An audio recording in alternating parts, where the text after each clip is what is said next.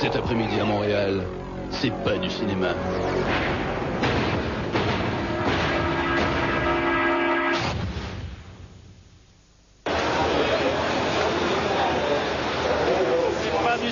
C'est de la télévision qu'on vous propose aujourd'hui depuis le circuit Gilles Villeneuve au bord du majestueux fleuve Saint-Laurent qui baigne la ville de Montréal pour ce Grand Prix du Canada de Formule 1, 7e manche du championnat du monde 1998.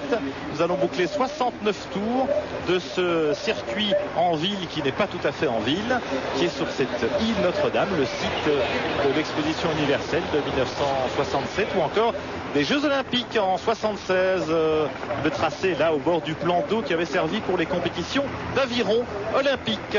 Il y a de ça 22 ans déjà, c'est 2 ans plus tard que le circuit a été inauguré au Grand Prix du Canada qui fête donc son 20e anniversaire, 69 tours de course cet après-midi, ce soir pour vous en France, décalage horaire aidant, 305 km à parcourir, Jacques Lafitte, pour un Grand Prix plus incertain qu'il n'en a l'air, avec les 2 McLaren Mercedes en première ligne certes, avec David Coulthard en pole position tout de même, et puis Michael Schumacher en embuscade à 2 dixièmes à peine en qualification. Oui Pierre, évidemment beaucoup de pièges sur cette piste. D'abord la bonne performance de Michael Schumacher de la Ferrari, de physique est là avec la Benetton Mecachrome. Ils sont là, ils sont pas loin des deux McLaren, et puis une piste très difficile pour les pilotes, une piste très rapide, 320 km/h en vitesse de pointe, très gros freinage, donc attention à l'usure des freins, et puis aussi une piste assez étroite, très rapide, le rail est très près, l'erreur est fatale pour les pilotes, on l'a vu l'année dernière avec Jacques Villeneuve. Regardez la foule des grands jours qui est là pour encourager Jacques Villeneuve, évidemment, le héros local. Plus de 140 000 spectateurs pour assister à ce Grand Prix du Canada sur ce circuit Gilles Villeneuve que nous allons découvrir dans un instant avec les pilotes pendant le tour de formation. Mais auparavant, je vous propose d'écouter David Coulthard, l'homme qui a signé la pole position. Nous l'avons rencontré ce matin et il nous confie ses espoirs pour ce Grand Prix. Ce sera très serré. Si on regarde les écarts entre Mika, moi et Michael, c'est vraiment proche. Mais être devant, ça constitue un avantage indéniable. Si la fiabilité est là, je peux gagner. Quelle est la situation sur le front des pneus? En raison de la température, du temps incertain, il y a des points d'interrogation. Je pense que le temps ne nous aide pas vraiment à tirer le meilleur parti de nos pneumatiques. Les Bridgestone sont plus performants sur une piste chaude, mais l'usure ne pose pas de problème, aussi bien pour Bridgestone que pour Goodyear. Et s'il pleut pour la course? Ce sera très difficile, mais le mieux c'est bien de partir en pôle. C'est bien de s'élancer devant, qu'il pleuve ou qu'il vente, comme aujourd'hui Jacques Lafitte sur ce circuit que nous découvrons avec vous. Ici c'est la première chicane où Jabouille avait eu son accident en 1980. Ici vous êtes dans l'endroit où malheureusement la course d'Olivier s'était arrêtée, une chicane très très rapide. Regardez, là on arrive à un petit gauche où après on va prendre une vitesse de 300 km/h avant le tunnel et avant une autre chicane. Voilà, là on arrive, il y a une longue courbe à droite, en pleine accélération, on parle de secondes en 6e vitesse. Beaucoup d'accélération et de freinage et de gros freinage comme ici. Comme ici sous ce tunnel avec après une chicane très rapide en seconde vitesse. Regardez, là on y est. Où on se sert aussi, particularité de ce circuit, beaucoup de trottoirs, vous allez le voir, où les pilotes s'en donnent à cœur joie. Il faut donc faire très attention. Alors là ça va, les trottoirs ne sont pas humides. Ici c'est l'épingle ou possibilité de dépassement à cet endroit. En seconde toujours, avec une très forte accélération, et on va regarder ce petit défilé de voitures, pardon. Et là c'est la plus longue ligne droite du circuit. Les pilotes et les voitures atteignent une vitesse assez impressionnante en Formule 1, 320 km/h. Alors pour atteindre ces vitesses, évidemment, on retire pas mal d'appui. Et qu'est-ce qui se passe, c'est qu'au freinage, il y a moins d'appui, les freinages sont très délicats. Et vous verrez à la fin de cette ligne droite, avant la chicane de la ligne droite des stands, de la ligne d'arrivée, vous allez voir que là aussi on peut dépasser. Un freinage plus long et plus appuyé qui inquiète beaucoup les ingénieurs, on l'a vu sur la grille de départ. Les freins, c'est le gros souci de ce Grand Prix du Canada. Et regardez aussi comment on fait chauffer les pneus, parce qu'il fait frais aujourd'hui à Montréal, 14 degrés, 12 degrés l'air ambiant. C'est assez froid et on va avoir du mal à chauffer les pneus. À propos de pneumatiques, nouveaux pneus chez Goodyear qui ont bien donné satisfaction à Schumacher chez Ferrari, à Villeneuve chez Williams par exemple. et ça explique peut-être que les performances sont un peu plus resserrées sur cette grille de départ. Avec à gauche ici Coulthard en pole position et Mika Häkkinen, caméra embarquée dans sa voiture, alors qu'ici c'est Jean Alesi qui va immobiliser sa Sauber Petronas. Jean Alesi en 9e position sur la grille. Regardez, on est déjà assez loin de la première ligne, hein. Vous avez vu les panneaux à gauche qui s'écartent pour donner, les voitures sont presque toutes en place. Toujours de gros nuages menaçants sur Montréal. Quelques gouttes de pluie tout à l'heure, 22 voitures, tout le monde est qualifié cette fois pour ce Grand Prix du Canada. David Coulthard qui joue un gros coup de poker au départ, évidemment, Jacques, parce que le départ c'est un double virage assez délicat. Attention, oui, les feux rouges vont s'éteindre et ce sera parti. Top. Bon départ de Coulthard et de Häkkinen. Attention à Schumacher qui vient à côté d'Häkkinen. Et on zigzag dans le peloton derrière avec Frentzen et Villeneuve. Coulthard a freiné très tard. Ça va toucher. Attention. Oh là là, en tonneau, la Benetton de Wurtz. Oh là là là. Panis, Wurtz, une Sauber également. Regardez la route qui va revenir sur la piste. Attention, c'est Trulli qui est immobilisé là. Panis a réussi à s'en sortir. Allez-y pas. Ralf Schumacher était resté bloqué sur la grille de départ. Regardez, la piste s'est arrêtée, Pierre. C'est normal, la piste est complètement... Drapeau rouge, bien sûr. Regardez comment les pilotes vont se précipiter sur leur mulet. Parce qu'on a droit de repartir avec le mulet, là, Pierre. Il va y avoir un quart d'heure. Il y a Jean aussi dans l'affaire. Oui, il y a Jean, bien sûr. Oui, oui. Alors allez-y, Panis, Herbert avec l'autre Sauber. Les deux Sauber sont la Benetton de Wurtz qui a virevolté dans tous les sens. Mais regardez, il est là. Trulli vient aux nouvelles. Ouais. Ça va, Alex? Oui, ça a l'air d'aller. Le grand Wurtz, il remet son volant. Et en avant, au pas de course, on retourne dans les stands. On va regarder ce qui s'est passé, Pierre, parce qu'on a... C'était un freinage intempestif, je crois, de Wurtz sur la gauche de l'écran, vous verrez. Je crois qu'il y a eu un gros problème au départ sur la grille. C'est que Ralf Schumacher, 5e avec la Jordan, a il calé. Pas parti, ça c'est sûr. Il est et pas alors parti, derrière, c'est parti dans tous les sens. Oui, mais derrière, vous allez voir, je crois qu'il y a une voiture bleue. Voilà, regardez. Alors regardez, là, tout se passe bien. Bon, à part... il freine tard, et vous allez voir arriver sur la droite Wurtz. Voilà, regardez, Wurtz complètement, voilà, il peut pas passer. Hop, et c'est sur la Sauber de Jean Alesi qui décolle, Alexander. Il a beaucoup de chance, regardez la route. Un peu optimiste. Regardez ça. Et il s'en tire après 3 tonneaux. Oui, voilà, c'est ça. Wurtz a loupé son freinage. On revoit cela de la caméra embarquée de Jean Alesi. Ça va être très intéressant. Regardez Schumacher à gauche, la voiture jaune. Il n'est pas parti. Et évidemment, et regardez, Jean en profite. Hop, il passe Irvine. Il est juste derrière les deux Williams. Alors Jean, ça va encore, regardez. Attention à gauche. Il se fait serrer, lui est serré. Et là, regardez la voiture de Wurtz. Wurtz était carrément dans l'herbe. Voilà. Et là, le pauvre Trulli à droite ne peut rien faire d'autre que malheureusement d'accrocher sa voiture. Il n'y a aucune possibilité pour lui ni de freiner. Voilà Johnny Herbert. Alors, c'était la panique dans le peloton, plus de peur que de mal. Heureusement, on a vu les pilotes qui ont pu regagner les stands. Maintenant, on est en train de dépanner les voitures. Marc Lunari, Jean-Louis Moncé, vous êtes dans les garages. Écoutez, Pierre Van Dit, nous sommes dans le garage de Prost Grand Prix. On est en train de préparer la voiture de réserve d'Olivier Panis qui va revenir ici. Alors que ici, vous voyez, il est en train d'arriver avec sa voiture là. Est-ce qu'on va pouvoir refaire cette voiture là-bas? Sinon, celle-ci sera tout simplement pour Trulli. Voilà, Pierre. Et alors, qu'est-ce qui va se passer aussi chez Sauber? Parce que les deux voitures sont accidentées. Je ne pense pas qu'il y ait deux mulets chez Sauber. Alors, qui va bénéficier du mulet? Certainement Jean Alesi, le mieux placé sur la grille. Parce qu'on a vu Jean Alesi revenir au pas de course. Voilà. Alors que Johnny Herbert, voilà, il avait compris, Herbert. Herbert, il avait enlevé son casque. Il avait déjà la casquette. Vous avez vu comme, regardez on le revoit. Voilà, en tout cas, très bon départ de Schumacher. Regardez, il y a 4 voitures de front. Regardez, 4 voitures de front, c'est impossible. Et aussi bien à droite qu'à gauche d'Alesi, ça passait pas. Trulli était un peu optimiste et Alexander Wurtz encore plus. Et vous savez que on craignait avant le départ. Pierre. Voilà Wurtz. Oui, Pierre, voilà. Nous, on est maintenant chez Jean Alesi qui fait signe à son soigneur. Non, tout va bien.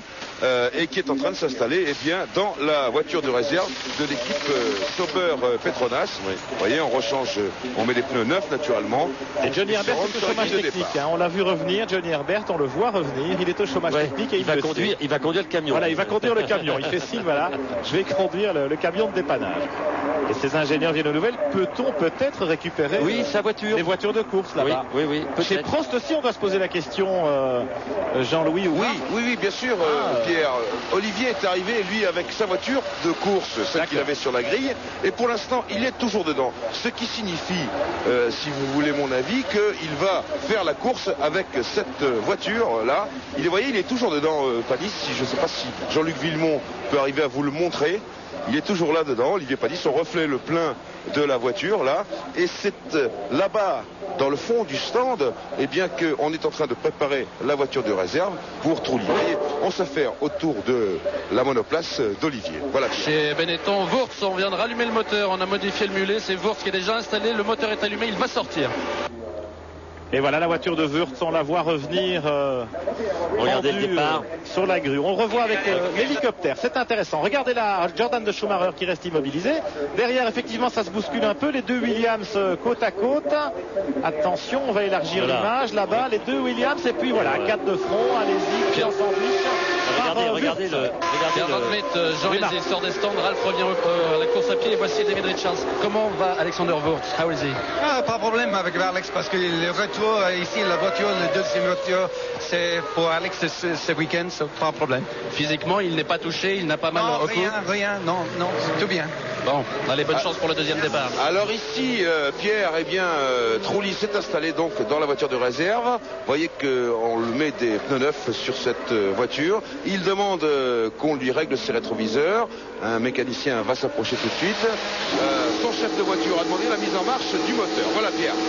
Bon, on a revu en caméra embarquée chez Jean Alesi l'accident. Très spectaculaire, évidemment. Les tonneaux de la Benetton d'Alexander Wurz. Regardez les voitures qui reviennent. Ça, c'est Normand Legault, le promoteur de ce Grand Prix du Canada, qui doit être un peu inquiet à propos des horaires qu'il faut respecter.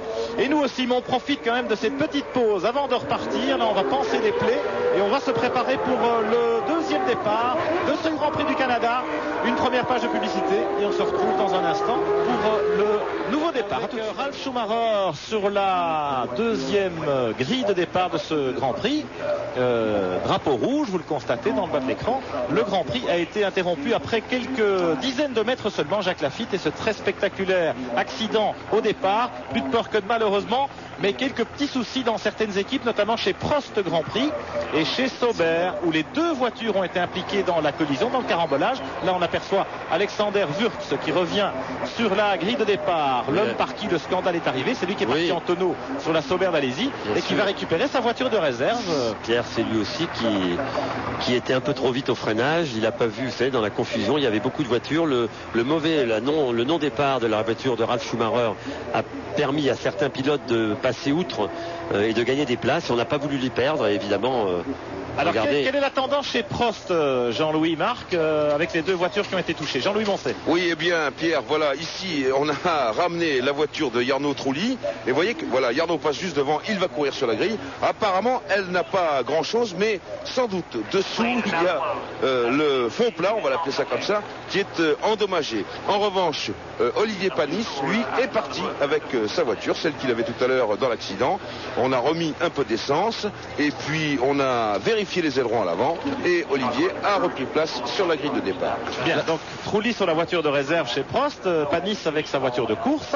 Ralf Schumacher qui avait calé sur la grille au premier départ repart à sa place, 5e sur la grille de départ. Il va s'appliquer évidemment à pas caler. Jacques Villeneuve, toujours d'un calme olympien, sur une grille de départ très concentrée sous son casque. Et David Coulthard, il avait fait le plus dur, Jacques Lafitte. Il était parti en tête depuis la pole et là tout est à refaire. Regardez, on revoit les images de l'accident.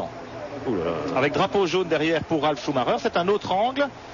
Coulthard, et puis regardez, à 4 de front, avec Wurz carrément dans l'herbe, et la Prost de Trulli, et puis l'autre Sauber de Herbert, et Panis également. Et puis Pierre, on avait vu aussi à l'occasion de ce départ les images un peu après celles que vous voyez là, où Trulli est en train de s'inquiéter de ce qui a pu arriver à Alexander Wurz. Donc vous voyez, il est très anxieux. Il lève le pouce.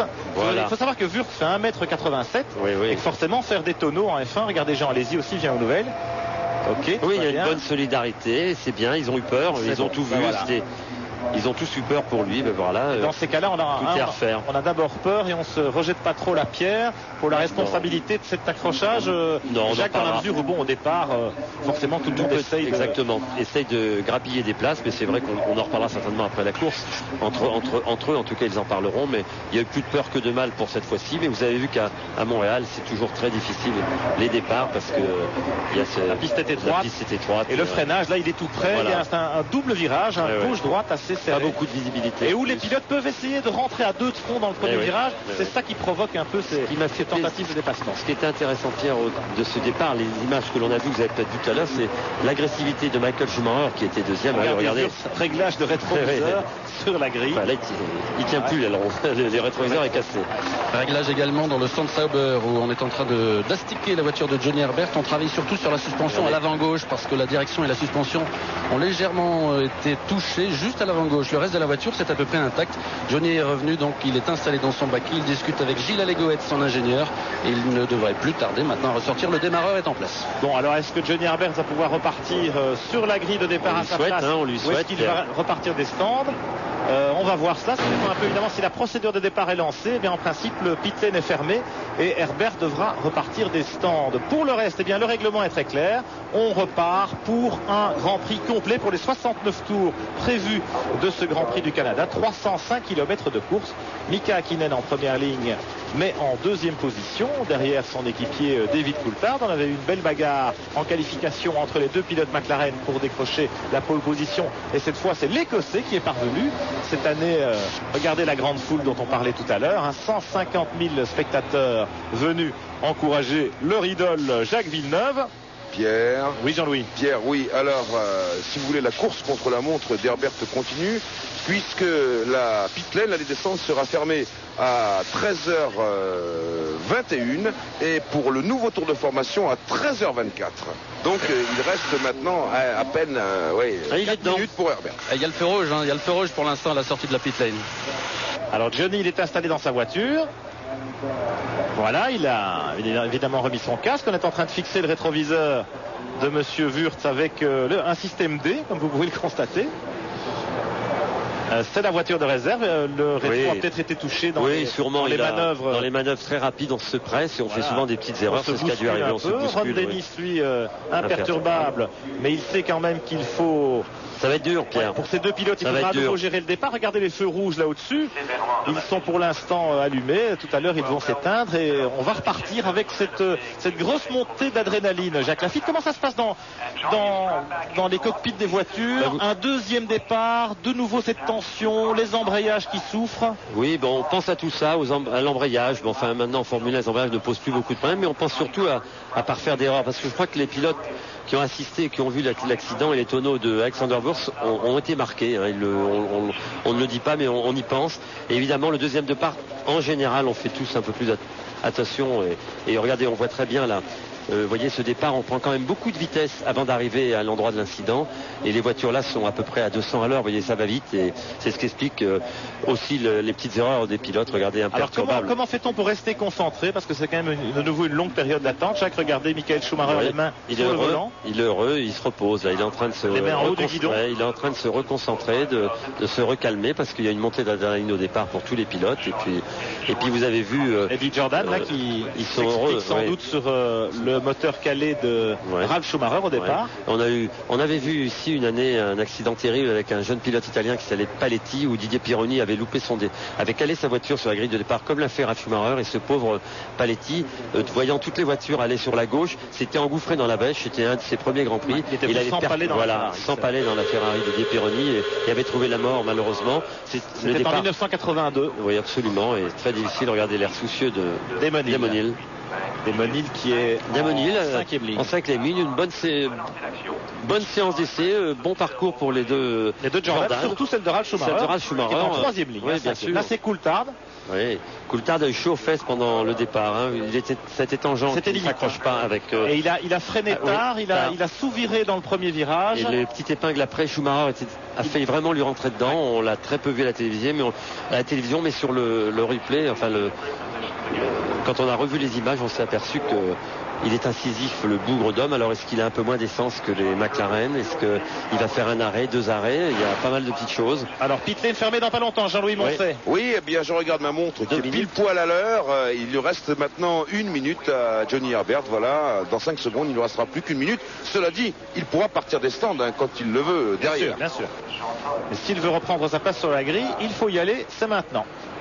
Et écoutez, on est en train de nettoyer la voiture contre toute attente. On a vérifié une par une toutes les suspensions, les bras, les triangles, les attaches, les rotules. Et tout a l'air de fonctionner.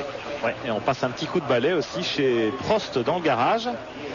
Après eh bien tous ces événements un peu bousculés au départ. Évidemment, Pierre, on peut se poser la question, Johnny Herbert va repartir avec le mulet, avec sa voiture qui a déjà été accidentée. On se souvient ici d'un incident qui est arrivé à Jean-Pierre Jabouille en 1980. Il était reparti après avoir un incident la veille aux essais, s'était accroché avec un autre pilote. Il avait cassé une pièce à 20 tours, je crois, une vingtaine de tours après le départ, avait un accident très grave. Et c'est toujours la place de Johnny Herbert n'est pas très grave parce qu'on a vérifié l'auto, mais on peut pas tout vérifier à ce moment-là. Alors espérons, pour lui c'est un boulot très difficile que sont en train de faire les mécaniciens d'Herbert, de vérifier toutes les suspensions une par une, et ça va prendre un peu de temps. Mika Hakkinen, il étouffe un petit bâillement. Ouais. Il faudrait pas que. Il faudrait pas qu'il s'endorme parce que s'il s'endort, regardez le public. Le public là, à l'endroit du départ évidemment. Les drapeaux québécois qui flottent. Heinz Harald Frentzen est en train de remettre les gants. Auteur du meilleur temps ce matin au warm-up. Un warm-up, Pierre, qui s'est déroulé dans des conditions assez humides au départ. Ça a été après, la piste a été en s'asséchant et ça a permis à toutes les équipes d'utiliser toute la gamme, la palette de pneus mise à disposition par Goodyear et Bridgestone, parce que vous savez que sous la pluie, si jamais il pleut, on peut utiliser des pneus libres, autant qu'on en veut en tout cas, mais avec pas autant qu'on en veut d'ailleurs, je crois qu'il y en a 28, mais avec des dessins différents. Alors vous avez des pneus chez Bridgestone par exemple, vous avez 2 pneus pluie avec le même dessin, mais une gomme tendre et une gomme dure, et un pneu intermédiaire. Le pneu intermédiaire étant, si la piste est très légèrement humide, il peut servir aussi sur le sec, il a moins de gomme. Alors tempête sous un casque, c'est chez David Coulthard évidemment. L'Écossais, l'auteur de la pole position, qui joue gros au départ, on l'a dit. Oui, il n'a pas réussi un très très bon départ, Pierre. Moi j'ai trouvé les deux McLaren. Hakkinen non plus. Hakkinen non plus. Et d'ailleurs, vous avez vu, c'est rare, le feu rouge est resté allumé très très longtemps. D'habitude, on va plus vite. Ce diable de Schumacher avait bondi, bien entendu. Et puis voilà, on va remettre ça. 3 minutes. Une deuxième fois. On va remettre ça. Et je pense que pour Coulthard et Hakkinen, vraiment, on sait que l'enjeu est énorme parce que ici, virer en tête au premier virage, eh bien c'est déjà une option sur la victoire, dans la mesure où on pense qu'il n'y aura vraisemblablement qu'un seul arrêt au stand de ravitaillement. Et puis un seul arrêt, ça veut dire moins de chances de pouvoir se dépasser dans les stands malgré tout. Alors c'est peut-être le moment de revoir encore une fois l'incident du départ. Là on voit qu'il manque une Prost sur la grille. C'est celle de Trulli. Oui. Trulli qui repart avec la voiture de réserve et qui n'est pas tout à fait à sa place, me semble-t-il. À part ça, eh bien, il manque Johnny Herbert, Lucien Sauber. Vous voyez, regardez. Voilà, on ferme la sortie des stands. Vous avez entendu la sirène. Jean Alesi, lui, se prépare, se concentre. Alors, il faut savoir que les pilotes ont tourné, Jean Alesi a tourné avec le mulet ce matin, donc le mulet doit être bien réglé. Voilà. Pas d'inquiétude pour Jean. Regardez. On revoit le départ. Regardez Jacques.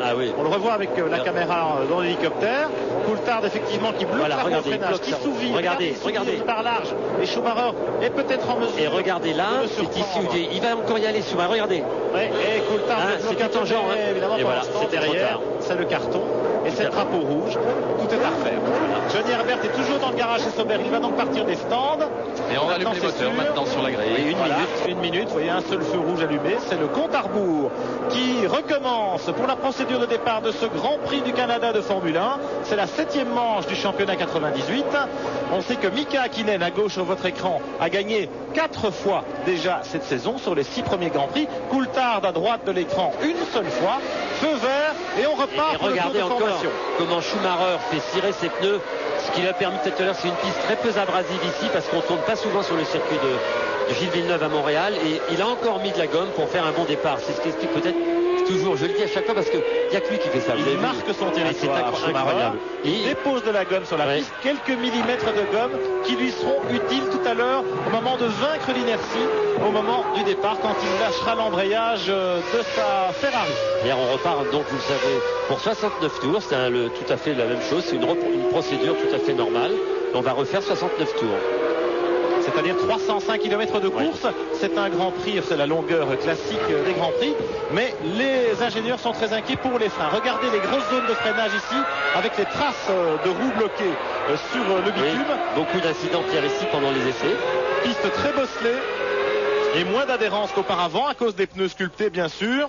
Et puis on a très peu voilà Herbert. Ah, ça y est, tant mieux pour Johnny. Il va partir donc, il va attendre que ses petits camarades s'en aillent. Il va partir bon dernier, mais il va pouvoir repartir quand même. Alors un autre petit problème pour Herbert, vous avez vu, il avait des pneus tout neufs, on voit les étiquettes, ça veut dire quoi? Ça veut dire que les pneus ont été chauffés dans des couvertures, mais il n'aura pas eu la possibilité, comme ses camarades, vous voyez, de faire chauffer ses gommes un peu plus. Donc il va falloir qu'il fasse très attention les premiers tours de roue, parce qu'il pourrait se faire surprendre. Donc, voilà pourquoi lui aussi donne de rageurs coups d'accélérateur dans la pit lane pour essayer de les faire monter en température. Alors Coulthard zigzag, Hakkinen pas. Et oui, parce que on a remis les couvertures chauffantes, Pierre. Villeneuve zigzag, ça ne gêne pas. Chacun son rythme, Jacques. Oui, c'est une question d'énervement, Pierre. Moi, en température, c'est plus l'adrénaline. Oui, absolument. On se fait plaisir. Et là, c'est Coulthard, qui essaye de reprendre son calme. Johnny Herbert est prêt dans les stands à s'élancer après ses petits camarades. On soulève un peu la visière pour respirer. Et voilà, 21 voitures qui viennent se placer sur la grille de départ du circuit Gilles Villeneuve sur l'île Notre-Dame à Montréal. Deuxième départ du Grand Prix. On aura donc pris à peu près 26 minutes de retard par rapport à l'horaire initialement prévu après ce terrible carambolage au départ et cette collision qui heureusement n'a pas fait de victimes. Quelques incidents mécaniques, des pilotes qui s'élancent avec leur voiture de réserve, comme Jarno Trulli chez Prost, comme Jean Alesi chez Sauber, Alexander Wurz bien entendu chez Benetton. Après les 3-4 tonneaux de ce premier départ. Attention, les voitures de sécurité se mettent en place à l'arrière de la grille. Tout le monde est prêt, les feux rouges s'allument. Et quand ils vont s'éteindre, on repart. Pour de bon cette fois, espérons-le. Et c'est parti. Coulthard, Hakkinen. Très bon départ. Schumacher a raté son départ. Et c'est physique et la deuxième. Hakkinen a un problème. Hakkinen a un problème de boîte de vitesse peut-être. Et c'est reparti avec une Jordan en tête à queue. C'est Ralf Schumacher. Attention. Ah oui, c'est inévitable. Attention, regardez la voiture. Jean Alesi qui a une Jarno Trulli encore. Oh là, les pauvres. Décidément, on va arrêter la course. Ah oui, on va arrêter la course. Un drapeau rouge, même si ça n'arrange pas les affaires des organisateurs. En tout cas, très mauvais départ de Michael Schumacher. Heureusement, les pilotes n'ont rien. On va voir. Pour l'instant, peut-être que les commissaires vont pouvoir dégager les voitures. Oui, ça va assez vite. Coulthard en tête. Physique est la deuxième. Je crois que c'est Eddie Irvine, alors que Ron Dennis réclame le drapeau rouge. Ils vont arrêter là. Et ça prend feu. Attention. Vous savez, Pierre, il y a une voiture de sécurité qui est partie malgré tout. Alors, mais vous savez qu'il y a un Pescar. On pourrait mettre le Pescar. Voilà, on va peut-être mettre une voiture de sécurité. Irvine qui passe Fisichella à l'extérieur au freinage de l'épingle. Mais Fisichella se maintient. Il résiste. Attention. Les deux voitures sont au coude à coude. Et puis c'est Frenzen, quatrième, avec l'autre Williams. Schumacher, c'était Schumacher avec Fisichella. Évidemment, Irvine était beaucoup plus loin. Ça y est, la voiture de sécurité prend la piste. Ah, voilà, ça paraît bien. Elle se place au bout de la ligne droite des stands, là devant. Coulthard, Schumacher, Fisichella. Et puis en quatrième position, c'est Villeneuve devant Frenzen. Alors, et la voiture de sécurité en principe qui va se placer devant le peloton. On revient sur les lieux de l'incident. Voilà la voiture de sécurité, elle est là. Donc les pilotes se remettent à la queue leu. Interdiction de dépasser, bien entendu. Il faut suivre la voiture de sécurité sous drapeau jaune. C'est une neutralisation de l'épreuve, mais la course n'est pas interrompue par le drapeau rouge, comme ce fut le cas tout à l'heure. Bien sûr, là ça veut dire que tous les tours parcourus, Pierre, par la safety car. Jordan au ralenti. Oui, ça c'est Ralf Schumacher qui est parti en tête à queue tout à l'heure. Est-ce qu'il a pu repartir alors que Mika Hakkinen là est à l'arrêt? Et puis regardez, Irvine a une crevaison. Oui, il va falloir rentrer au stand. Il va en profiter. Revient au stand et Hakkinen est au ralenti également. Absolument. À l'autre bout, enfin non, sur cette ligne droite opposée. Irvine rentre au stand sur 3 roues quasiment. Il nous la joue à la Villeneuve. Oui, vous vous souvenez, oui, très bien. En tout cas, il va pouvoir changer sa roue arrière s'il n'a pas endommagé son fond plat et sa carrosserie. Regardez, là, ça y est. Voilà, on va lui changer sa roue et il va pouvoir rejoindre le peloton. Il va partir dernier, mais en tout cas, il va rejoindre le temps que le Pescar reste en piste, qu'on évacue les voitures. Et regardez, on change évidemment les 4 pneus, on vérifie. Et voilà Hakkinen. Voilà Hakkinen. Alors, Hakkinen, Jean-Louis, un problème de qu'est-ce qui se passe soft. chez McLaren? Un problème. Écoutez, il arrive au ralenti. J'ai vu que Ron Dennis était en train de faire des gestes désespérés alors que je vois une voiture de sécurité rentrer dans la voie des stands. Qu'est-ce qui va se passer pour Hakkinen? Eh bien, tout simplement, je le crains, l'abandon parce qu'on rentre la voiture au garage. Voilà pourquoi, alors que là on revoit, et Irvine repart. On a vu la voiture d'Alesi immobilisée dans le bac à sable, celle de Trulli également. Il y a eu. Voilà, on revoit le deuxième départ. Alors, tout le monde part pas trop mal. Il n'y a pas de voiture qui cale à part Hakkinen. Regardez Hakkinen, tout d'un coup, au moment de passer le deuxième ou le troisième rapport. Un problème peut-être de commande de boîte. Regardez, c'est inévitable. Voilà, c'est Ralf Schumacher d'abord en tête à queue. Et puis ici, on s'était déjà touché Frentzen avec Jean. Et regardez, et voilà, Trulli emmené par la voiture d'Herbert. Et puis Alesi qui est poussé par la voiture d'Herbert par derrière et qui vient s'emboîter sur Alesi. Regardez, il faut sortir vite des voitures. On revoit une nouvelle fois. Regardez Hakkinen. Et le problème vient peut-être aussi du fait qu'Hakkinen ralentit tout le monde dans le peloton. Tout le monde part à gauche et à droite. Bien sûr, c'est que ça et le voilà. problème. Et ce premier virage, le dessin même du tracé ici, ça va pas du tout. pose problème au départ.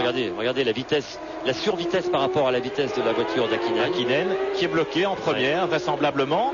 Et là, regardez les flammes. Et c'est pour ça que les commissaires sont intervenus très vite, voilà, pour éteindre le feu. Grave. On revoit cela depuis la caméra embarquée dans la Williams de Heinz-Harald Frentzen en troisième ligne, avec Villeneuve qui est passé à l'extérieur. Vous avez vu la voiture de Schumacher. Et hop, Ralf Schumacher beaucoup trop vite une fois de plus. Qui lui coupe la route. Beaucoup trop vite, qui coupe la route. Frentzen l'évite et après se tête à queue, pas derrière. Alors Hakkinen maintenant. Hakkinen en caméra embarquée, évidemment lui, il part bien. Et au moment de passer la deuxième, eh bien, problème de boîte de vitesse.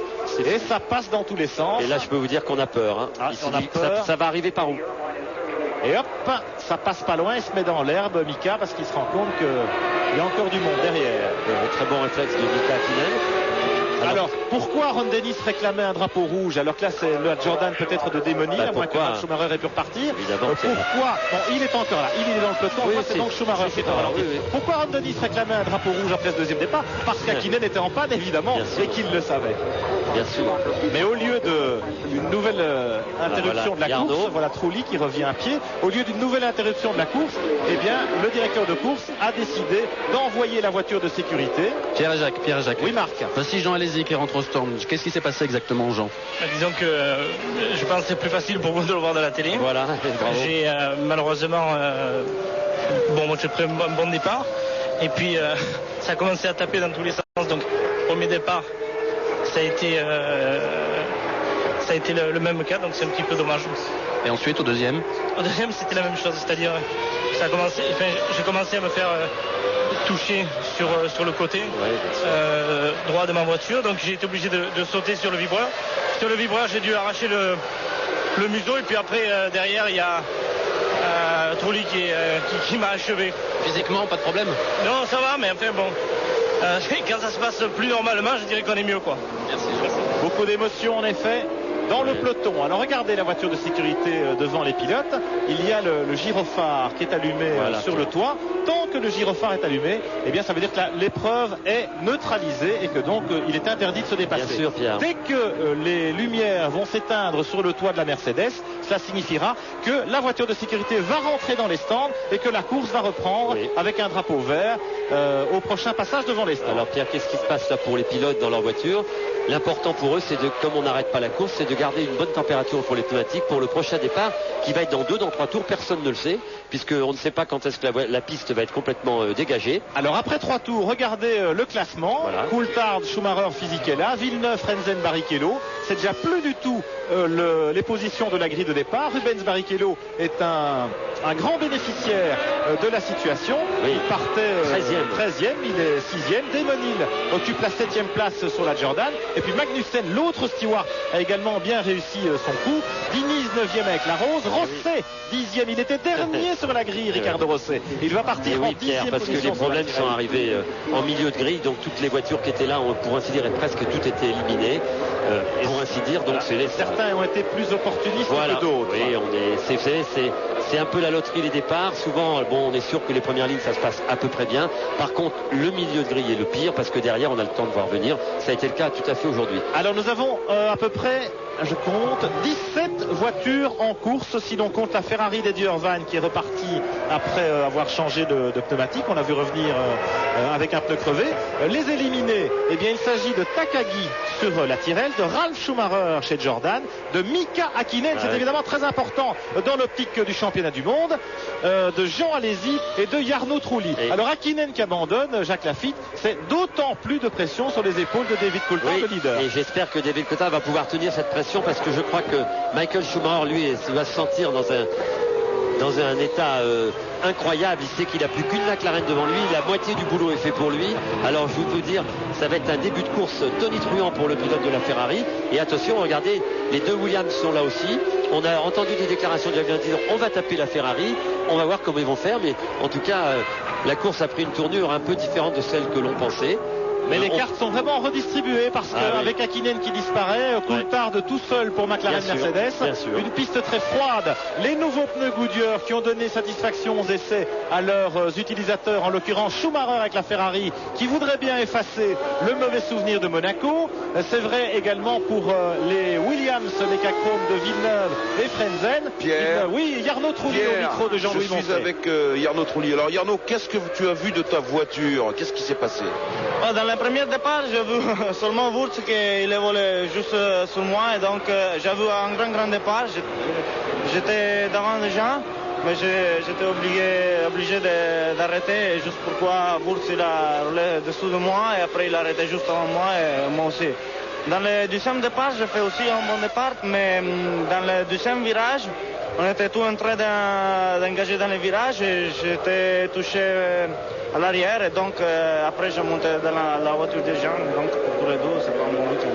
Bon, merci Jarno. Allez, il est déçu, vous le comprenez, à vous Pierre. C'est vrai que c'est pas un bon week-end, pas non plus pour Mika Häkkinen qu'on a vu dans le garage McLaren, encore casqué, figurez-vous. Il a du mal à enlever son casque Mika parce que vraiment il sait que c'est fini avant même de commencer ce Grand Prix du Canada. C'est très frustrant pour le pilote finlandais. Alors bon, heureusement pour lui, Mika Häkkinen a pas mal d'avance sur ses poursuivants, mais bon, c'est vrai que pas marqué de points là, c'est une petite déception. Regardez. Attention, la voiture de sécurité retourne dans les stands et c'est le départ. Voilà. Et attention à Schumacher, non, il est bien parti. Coulthard est bien parti après l'intervention de la voiture de sécurité, mais la course reprend ses droits alors que nous sommes dans le 6e tour. Drapeau vert, Coulthard qui bloque ses roues au freinage, mais ça passe. Et derrière, regardez, Ferrari avec Michael Schumacher, Benetton avec Fisichella, et puis les deux Williams. Et puis Barrichello et la Stewart. Damon Hill sur la Jordan. On va voir quelques outsiders qu'on n'attendait pas se mêler à la course pour les places d'honneur en ce début de soirée en France, en cet après-midi ici au Canada. Et c'est reparti pour 69.5, 64 tours de véritable compétition puisque... On l'espère en tout cas Pierre, regardez en tout cas voilà, l'attaque embarquée. Regardez ça. Écoutez ça surtout.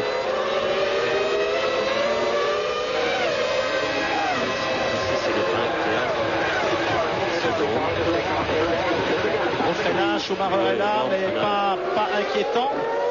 Fisichella a un petit peu de mal à suivre le rythme des deux leaders. Ça va attaquer devant Pierre, là, les deux. Il y a les deux Williams. Et puis Barrichello, mais Schumacher n'est pas trop loin. Une demi-seconde à la fin du premier tour, du premier vrai tour de course. Attention, regardez Barrichello, voilà, c'est très vite en vitesse de pointe. Il passe Frenzen. Regardez le petit aileron qu'utilise l'année dernière. Barrichello avait un aileron de Formule 3, on disait. Regardez la Stewart. Regardez ce petit aileron. Stewart Ford, c'est un grand prix très important pour eux ici au Canada, tout près des des États-Unis et du siège de Ford à Détroit. Et vous savez que la Stewart était la voiture la plus rapide en piste hier aux essais qualificatifs, 320 km/h. Voilà la vitesse de pointe la plus élevée pour Stewart. Et Barrichello va être en mesure de dépasser dans ce Grand Prix du Canada. C'est un des Grands Prix où il y a plusieurs zones de dépassement dans ces freinages appuyés. Michael Schumacher revient dans les roues de David Coulthard en tête de la course. La bagarre va faire rage pour la première place également. Regardez, alors qu'on nous confirme les abandons de Takagi, Hakkinen, Ralf Schumacher, Alesi et Trulli. Schumacher à l'attaque, Michael Schumacher. Oui, oui. Le petit frère n'est plus là. Alors qu'il a fait une très bonne séance d'essai qualificative. Et regardez, il est pressant. Il est très vite, Michael Schumacher. Regardez le freinage, regardez. Avec ces pneumatiques Bridgestone qui ont du mal à monter en température. Non, je ne pense pas. Je pense simplement que Schumacher est à l'attaque, qu'il a peut-être un peu moins d'essence. Vous savez, on ne connaît pas la stratégie des équipes. Et regardez. Ouais, on pense qu'en principe on est parti pour un seul arrêt. Il va vite Schumacher. Mais Schumacher peut-être pour deux. Il déboîte pour se montrer dans les rétroviseurs de la McLaren Mercedes de tête. Alors attention à ce virage où les espoirs de Jacques Villeneuve s'étaient éteints l'année dernière après un tour, au deuxième tour. Regardez, c'est là qu'il est rapide Schumacher. Regardez la rapidité dans cette épingle. Regardez. Bonne motricité également, on accélère fort à la sortie et Schumacher va lui en mettre plein les rétros à David Coulthard. Oui, voilà. Là, David Coulthard doit être un peu mieux. Regardez tout de suite dans les grandes courbes. Dans la partie rapide du circuit, la McLaren Mercedes est un peu mieux, mais la Ferrari a beaucoup d'appui. Alors, vous voyez, à la sortie de ce virage, là, ce long droit, il y a une longue ligne droite, on entend 300 à l'heure. Et là, je ne pense pas que Schumacher va pouvoir attaquer ici. Mais regardez. Non, pas encore. Non, ça ne sera pas là. Ça pourrait être au prochain freinage, Pierre de l'Épingle. Regardez. Tour couvert. Coulthard, voilà, Schumacher. Regardez. Physique est la troisième, Villeneuve quatrième, Barrichello cinquième. C'est pas encore pour ce freinage là. Coulthard protège sa position. Le classement des 6 premiers s'affiche dans le bas de votre écran. Et nous marquons une petite pause dans ce Grand Prix. On revient dans un instant à Montréal pour suivre cette course absolument pleine de suspense. À tout de suite. Tour à Montréal dans le 10e tour du Grand Prix du Canada de Formule 1. David Coulthard en tête, Michael Schumacher blotti dans son sillage. Physique est là sur la Benetton en 3e position, vous l'avez à l'image, pour chasser par la voiture blanche. C'est la Stewart Ford de Rubens Barrichello. Ensuite les deux Williams en pleine bagarre. Jacques Villeneuve devant Heinz Harald Frentzen. Et puis pas beaucoup plus loin derrière la Jordan de Demonil. Oui, Pierre Van Vliet, le témoignage de Mika Hakkinen. What went wrong, Mika, exactly? When I went off the grid, I accelerated obviously normally first. Eh bien, j'ai accéléré normalement en première au départ. Et puis au moment de passer la deuxième, en plein régime, je me suis retrouvé au point mort. Et je n'ai plus été en mesure de... Voilà, il est très déçu. Il n'a plus été en mesure de changer de vitesse. J'espérais beaucoup. Aucune raison de sourire, évidemment. C'est un problème technique. Oh! Prochain Grand Prix en France. J'espère avoir une meilleure opportunité. Merci à Marc Minardi. Rubens Barrichello a tiré tout droit au freinage de l'épingle. On l'a vu partir dans l'échappatoire, mais il a pu reprendre la piste. Attention, les leaders. 11e tour. Coulthard de Schumacher, roue dans roue. Une demi-seconde d'écart. Schumacher maintient une pression terrible dans le sillage de la McLaren Mercedes de David Coulthard, qui chaque fois qu'il regarde dans ses rétroviseurs, il y a du rouge partout. On revoit au ralenti Barrichello qui rate son freinage à l'épingle, qui tire un peu large, il passe au-dessus des graviers. Mais heureusement, il y a la petite route de sécurité derrière. Et hop, ça lui permet de reprendre la piste, mais il a perdu des plumes, Barrichello. Il a perdu 2 places au profit des 2 Williams de Villeneuve et Frentzen qui lui sont repassés devant. Bien sûr, il était très rapide, Pierre Rubens, depuis le début de la course, et il attaquait énormément et il a fait une petite erreur. Très peu d'appui aérodynamique sur la Stewart et forcément au freinage, beaucoup ça se paye aussi. Coulthard, Schumacher, une terrible bagarre pour la première place dans ce Grand Prix du Canada. Alors que Mika Hakkinen a abandonné, on l'a entendu au micro de Marc Minardi, très déçu, très mécontent aussi de cet incident mécanique chez McLaren, ce problème de commande de boîte de vitesse.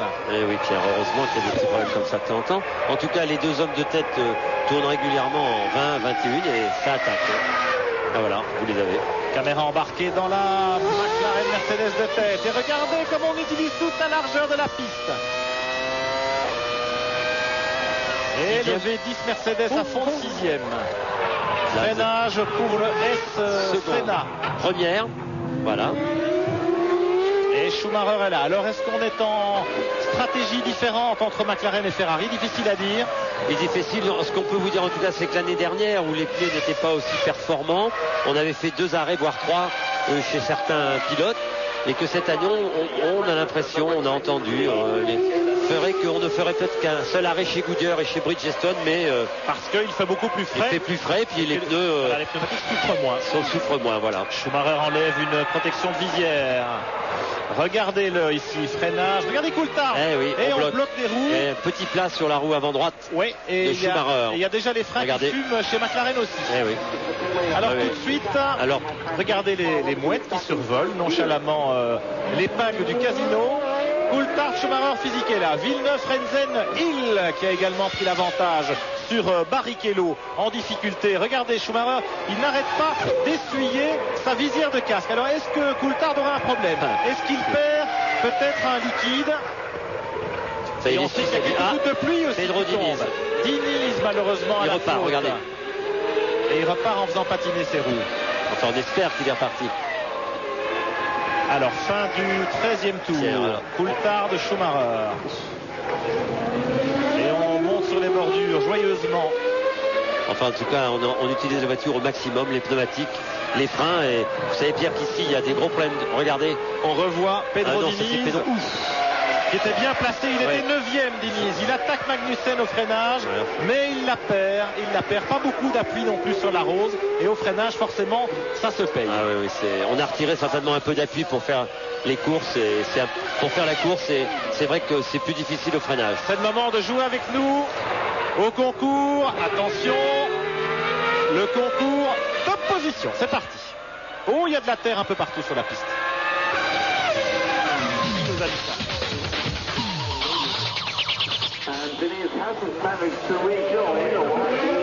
Voilà, top position, très difficile. 36-15 code TF1 pour jouer avec nous aujourd'hui. Alors regardez. Et la terre est maculée, la piste est maculée de terre. C'est Pedro Diniz. Voilà, en repartant Diniz. Regardez ça. Il avait embarqué des modes de terre, du gazon dans les pontons de son arrose. Et il en a mis un peu partout. Bien sûr, ça fait partie de la... regardez, il en a plein le fond plat de la rose de Pedro Diniz. Et ceci explique on va peut-être l'arrêter. Non, le drapeau noir peut-être, en effet. Ça sera trop tard. De toute façon, les radiateurs doivent être... Faut qu'il s'arrête. Les radiateurs doivent être surchauffés, bouchés, entièrement bouchés. Le stand devrait lui signaler d'arrêter parce que c'est dangereux pour les autres pilotes, Pierre. Et peut-être que la direction de course va lui mettre un drapeau noir, lui infliger un stop and go. Alors que Villeneuve et Frentzen sont là. Regardez dans la ligne droite, les pilotes qui zigzaguent pour éviter la terre.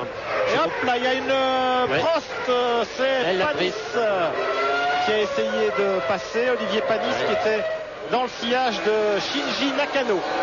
Là, c'est Herbert qui attaque Magnussen. Magnussen 8e, Herbert 9e. Et puis Takagi. Non, c'est Rosset, 10e. Ricardo Rosset sur la Tyrrell. Il n'a jamais été à pareille fête. Lui qui ne s'était pas qualifié lors des 2 Grands Prix précédents. Et bien ici à Montréal. Voiture de sécurité en piste, drapeau jaune. Voilà. Elle sort la voiture de sécurité. Drapeau jaune, monsieur Herbert. Attention, on ne peut pas dépasser. Oui, mais il n'y a pas de... Regardez, il n'a pas encore le drapeau jaune. Les drapeaux jaunes ne sont pas passés là. Ils sont passés sur la ligne droite. Voilà, la voiture vient de quitter les stands. Safety car pour nettoyer la piste. C'est une bonne décision de la direction de course. Cela va permettre au commissaire de piste de nettoyer le circuit. Voilà, Pedro Diniz est rentré au stand. Regardez, c'est impressionnant. Alors là, il a embarqué, il a creusé un trou énorme en faisant patiner ses roues à l'accélération dans le gazon après son tête à queue, Pedro Diniz. Et il requitte les stands à l'instant, Pedro Diniz. Voilà, il va aller se replacer dans le peloton derrière la voiture de sécurité. Cela va nous permettre de faire un nouveau point du classement pendant que les commissaires de piste vont pouvoir nettoyer toutes ces petits modes de terre, vous les voyez. Et on se prépare chez Ferrari, alors on va peut-être se servir de la voiture de sécurité pour faire une intervention sur la voiture de Schumacher ou d'Irvine, Claudio Béraud. La voiture de Michael Schumacher. Oui. Voilà. Alors, ce qui voudrait dire, Jean-Louis, qu'on va peut-être faire 2 arrêts. Rosset dans les stands. 2 arrêts chez Ferrari. Et non, fausse alerte. Tout le monde est en place à l'intérieur. Bien joué chez Tyrrell, il y a Rosset dans les stands. Voilà. Rosset était parti pour 2 arrêts certainement. Il avait très peu d'essence à bord. Et on profite de l'intervention de la voiture de sécurité. Il a calé Rosset. Il a calé, attention. On fait bien le plein et on repart en pneu neuf. Ricardo Rosset, il va repartir dernier dans le peloton, certes, mais en ayant déjà ravitaillé. Et il va perdre très peu de temps puisque il va pouvoir rattraper ses petits camarades qui sont ralentis par la nouvelle intervention de la voiture de sécurité ici sur le circuit Gilles Villeneuve au Canada. Décidément un Grand Prix très mouvementé, drapeau jaune, nouvelle neutralisation de la course. On revoit l'image de Pedro Diniz qui reprend la piste après avoir labouré les bas-côtés. Regardez la rose, elle est pleine de terre et d'herbe. Et en repartant, eh bien, il va aller répandre, éparpiller cette terre sur à peu près un quart du circuit, entre l'épingle du casino et les stands. Il en met partout, Pedro. Et les commissaires de piste... Les freins tout rouges. Ouais, les commissaires de piste vont pouvoir balayer maintenant le circuit. Voilà, vous voyez que ça va un petit peu mieux déjà dans la ligne droite, là où il y en avait beaucoup. Mais forcément, pour assurer la sécurité des commissaires, il était indispensable de neutraliser la course. Il était obligatoire. Alors regardez là, je me mets à la place de Coulthard. Ah oui. Il était devant, 4e départ. Oui, 4e départ. 2 départs arrêtés et 2 départs lancés. Nerveusement, c'est très dur parce qu'il a une voiture pour gagner. Et derrière lui, Michael Schumacher en embuscade. Alors le point du classement, c'est intéressant après que cette nouvelle interruption, pas interruption mais neutralisation de l'épreuve après 15 tours de course. Là nous sommes donc 16 tours couverts. Coulthard en tête, Schumacher deuxième, troisième Fisichella, quatrième Villeneuve, cinquième Frenzen, sixième Demonil sur la Jordan, septième Barrichello avec la Stewart. On voit Ralf Schumacher ici dans les stands qui a raté une belle occasion dans ce Grand Prix. 8e Magnussen, les 2 Stewart Ford sont à la porte des points. 9e Johnny Herbert qui était parti des stands, souvenez-vous, avec la voiture de réserve chez Sauber, non, avec sa voiture de course réparée, puisque c'est Alesi qui était sur le mulet. 10e place pour Nakano, le japonais de l'écurie Minardi. 11e Olivier Panis sur la Prost Peugeot. 12e Mika Salo et La Rose TWR. 13e Tuero sur l'autre Minardi. 14e Alexander Wurz en difficulté sur le mulet Benetton. 15e Eddie Irvine avec l'autre Ferrari qui s'était arrêté en début de course avec une crevaison. 16e Ricardo Rosset qui a déjà ravitaillé, c'est le seul à être rentré dans les stands pour un ravitaillement en bonne et due forme.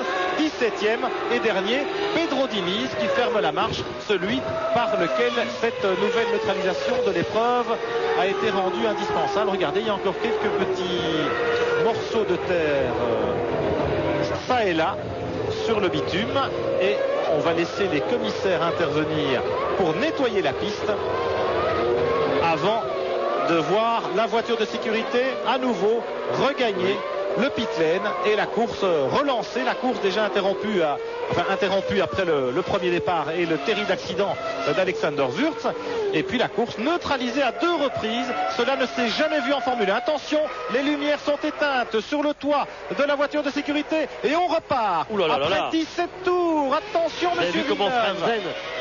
C'est dingue. Villeneuve a été surpris, il n'avait pas vu. Je crois que la voiture de sécurité rentrait. Allez, c'est parti. Il a vite pris sa place. Drapeau vert, Coulthard, 17 tours couverts, Schumacher, Fisichella et le peloton avec Pedro Diniz qui est à un tour. Devant Fisichella, les 2 Williams. Et Demonil qui a bien profité du départ, il a doublé Barrichello. Ouais, Barrichello avait déjà laissé passer Demonil après son tout droit tout à l'heure. Barrichello et Magnussen sont là. Je pense que Barrichello peut encore revenir. Pedro Diniz, lui, malheureusement, après son arrêt pour nettoyer les pontons et les flancs de sa voiture, eh bien, il est reparti alors que la voiture de sécurité était déjà passée. Ce qui explique sa présence au milieu du peloton. Oui, il va gêner beaucoup. Ça va faire l'affaire de Coulthard-Schumacher. Oui, absolument. Alors, je ne sais pas si on avait le droit, Jacques Villeneuve avait le droit de doubler Pierre. Frentzen, parce que la voiture, on donne le départ, c'est à partir de la ligne des stands. Il n'a pas doublé Frentzen, il zigzaguait encore pour chauffer ses pneumatiques et il a été surpris par la voiture de sécurité qui rentrait au stand. C'est très étonnant qu'on n'ait pas signalé à tous ces pilotes qui étaient très très éloignés de la tête de la course, ça fait beaucoup de secondes, que les stands ne leur aient pas signalé que les feux étaient éteints. Oui. Et on n'a pas tout à fait l'habitude. Enfin, regardez Barrichello qui attaque Desmonil là-bas derrière. Elle va très vite en ligne droite, cette Stewart, décidément. Il va la passer. Même s'il a intérêt à ne pas être trop tardif dans ses freinages, le petit Brésilien. Et en tout cas, Diniz est là. Diniz qui bouchonne un peu les lignes. Il y a de drôles de flammes derrière Coulthard. En rétrogradage là-bas, après la ligne droite des stands, il y avait de très très grandes flammes oranges. C'est inhabituel en Formule 1, on va surveiller ça. Oui, peut-être aussi parce que on a marché énormément ralenti sur le premier freinage. Et il est arrêté, Coulthard. Vous avez raison. Coulthard au ralenti, c'est l'abandon chez McLaren Mercedes. Schumacher en tête. La Ferrari de Michael Schumacher qui est maintenant seul en tête, isolé au commandement de ce Grand Prix. Regardez le malheureux Coulthard qui essaie de ramener sa voiture au stand. Et certainement un problème moteur. Il a peut-être roulé sur des débris, Coulthard, absolument, sur ces morceaux de terre. Peut-être une surchauffe provoquée par ces morceaux de terre sur la piste. Et la McLaren Mercedes agonisante. Et c'est du délire dans les tribunes. Ils sont tous des ferraristes ici. Beaucoup de supporters italiens. Et pour cause. Bien sûr, Montréal est une ville très cosmopolite, on le sait. Bravo, je peux vous dire que ça c'est Mika Salo. Accident de Mika Salo avec l'autre à Rose. Il est dans le mur. Il a tapé fort, 2 roues arrachées. Johnny Herbert arrêté aussi. Et c'est évidemment peut-être une collision entre les deux hommes. Et il va y avoir la voiture de sécurité sans doute. Et là, chez Ferrari, pour une fois, c'est une alerte pour de vrai. Tout le monde se précipite pour un changement de pneu. La voiture de sécurité sort. La voiture de sécurité est annoncée. Drapeau jaune, c'est la 3e. Nouvelle neutralisation du Grand Prix du Canada. En moins de 20 tours de course, la course est neutralisée à 3 reprises après cette sortie de piste violente de la Rose de Mika Salo.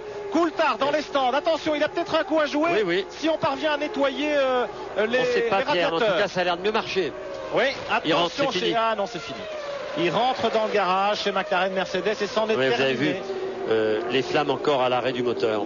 Et cette fois, c'est bon, probablement, Pierre et Jacques, pour Michael Schumacher, qu'on attend dans les stands Ferrari. Il va cette fois profiter de la neutralisation pour ravitailler.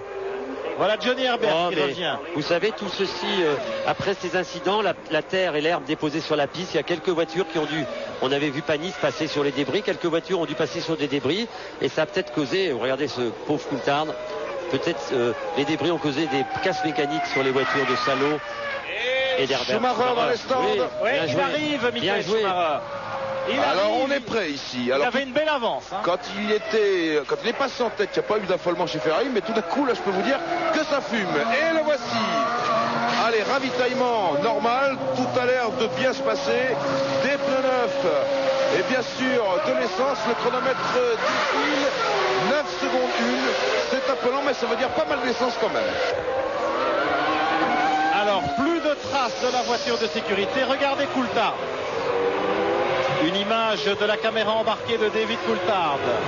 Et là, c'est une Williams, décidément. Williams, c'est Frentzen. Il a pris une bordure, il est bloqué dans le bac à gravier. C'est fini pour Frentzen. Décidément, quel Grand Prix à rebondissement, que d'événements, alors que nous sommes seulement au 20e des 69 tours de course. Mais rappelons que la course ne pourra pas excéder 2 heures. Parce qu'au rythme où nous sommes partis. Qu'est-ce qui a pu arriver à Frentzen? Parce qu'on l'a vu Schumacher repartir des stands. Voilà, regardez. Vous voyez ce que je vous disais, regardez bien. Regardez. Frentzen est là. Regardez, il est viré. C'est Schumacher qui l'envoie dehors. Il est viré, ce que j'avais vu tout à l'heure. Regardez. C'est Schumacher qui envoie Frentzen dans les bas-côtés. Il va avoir un problème, Schumacher, avec le commissaire. Et on est en train de regarder ici du stand Ferrari parce qu'on croit voir que Schumacher a perdu quelque chose sur sa voiture. Là, c'est la plus grosse inquiétude. On sort des ailerons, mais non, l'alerte a l'air d'être passée. Et chez Williams, on n'est pas content, je peux vous le dire, de la manière dont Schumacher... Il va y avoir de la réclamation. De la réclamation réclamation dans l'air parce on ne que peut pas sortir des stands. C'est ce qui m'avait semblé, Pierre, que Schumacher allait vite sur la droite. Il n'avait pas dû voir arriver.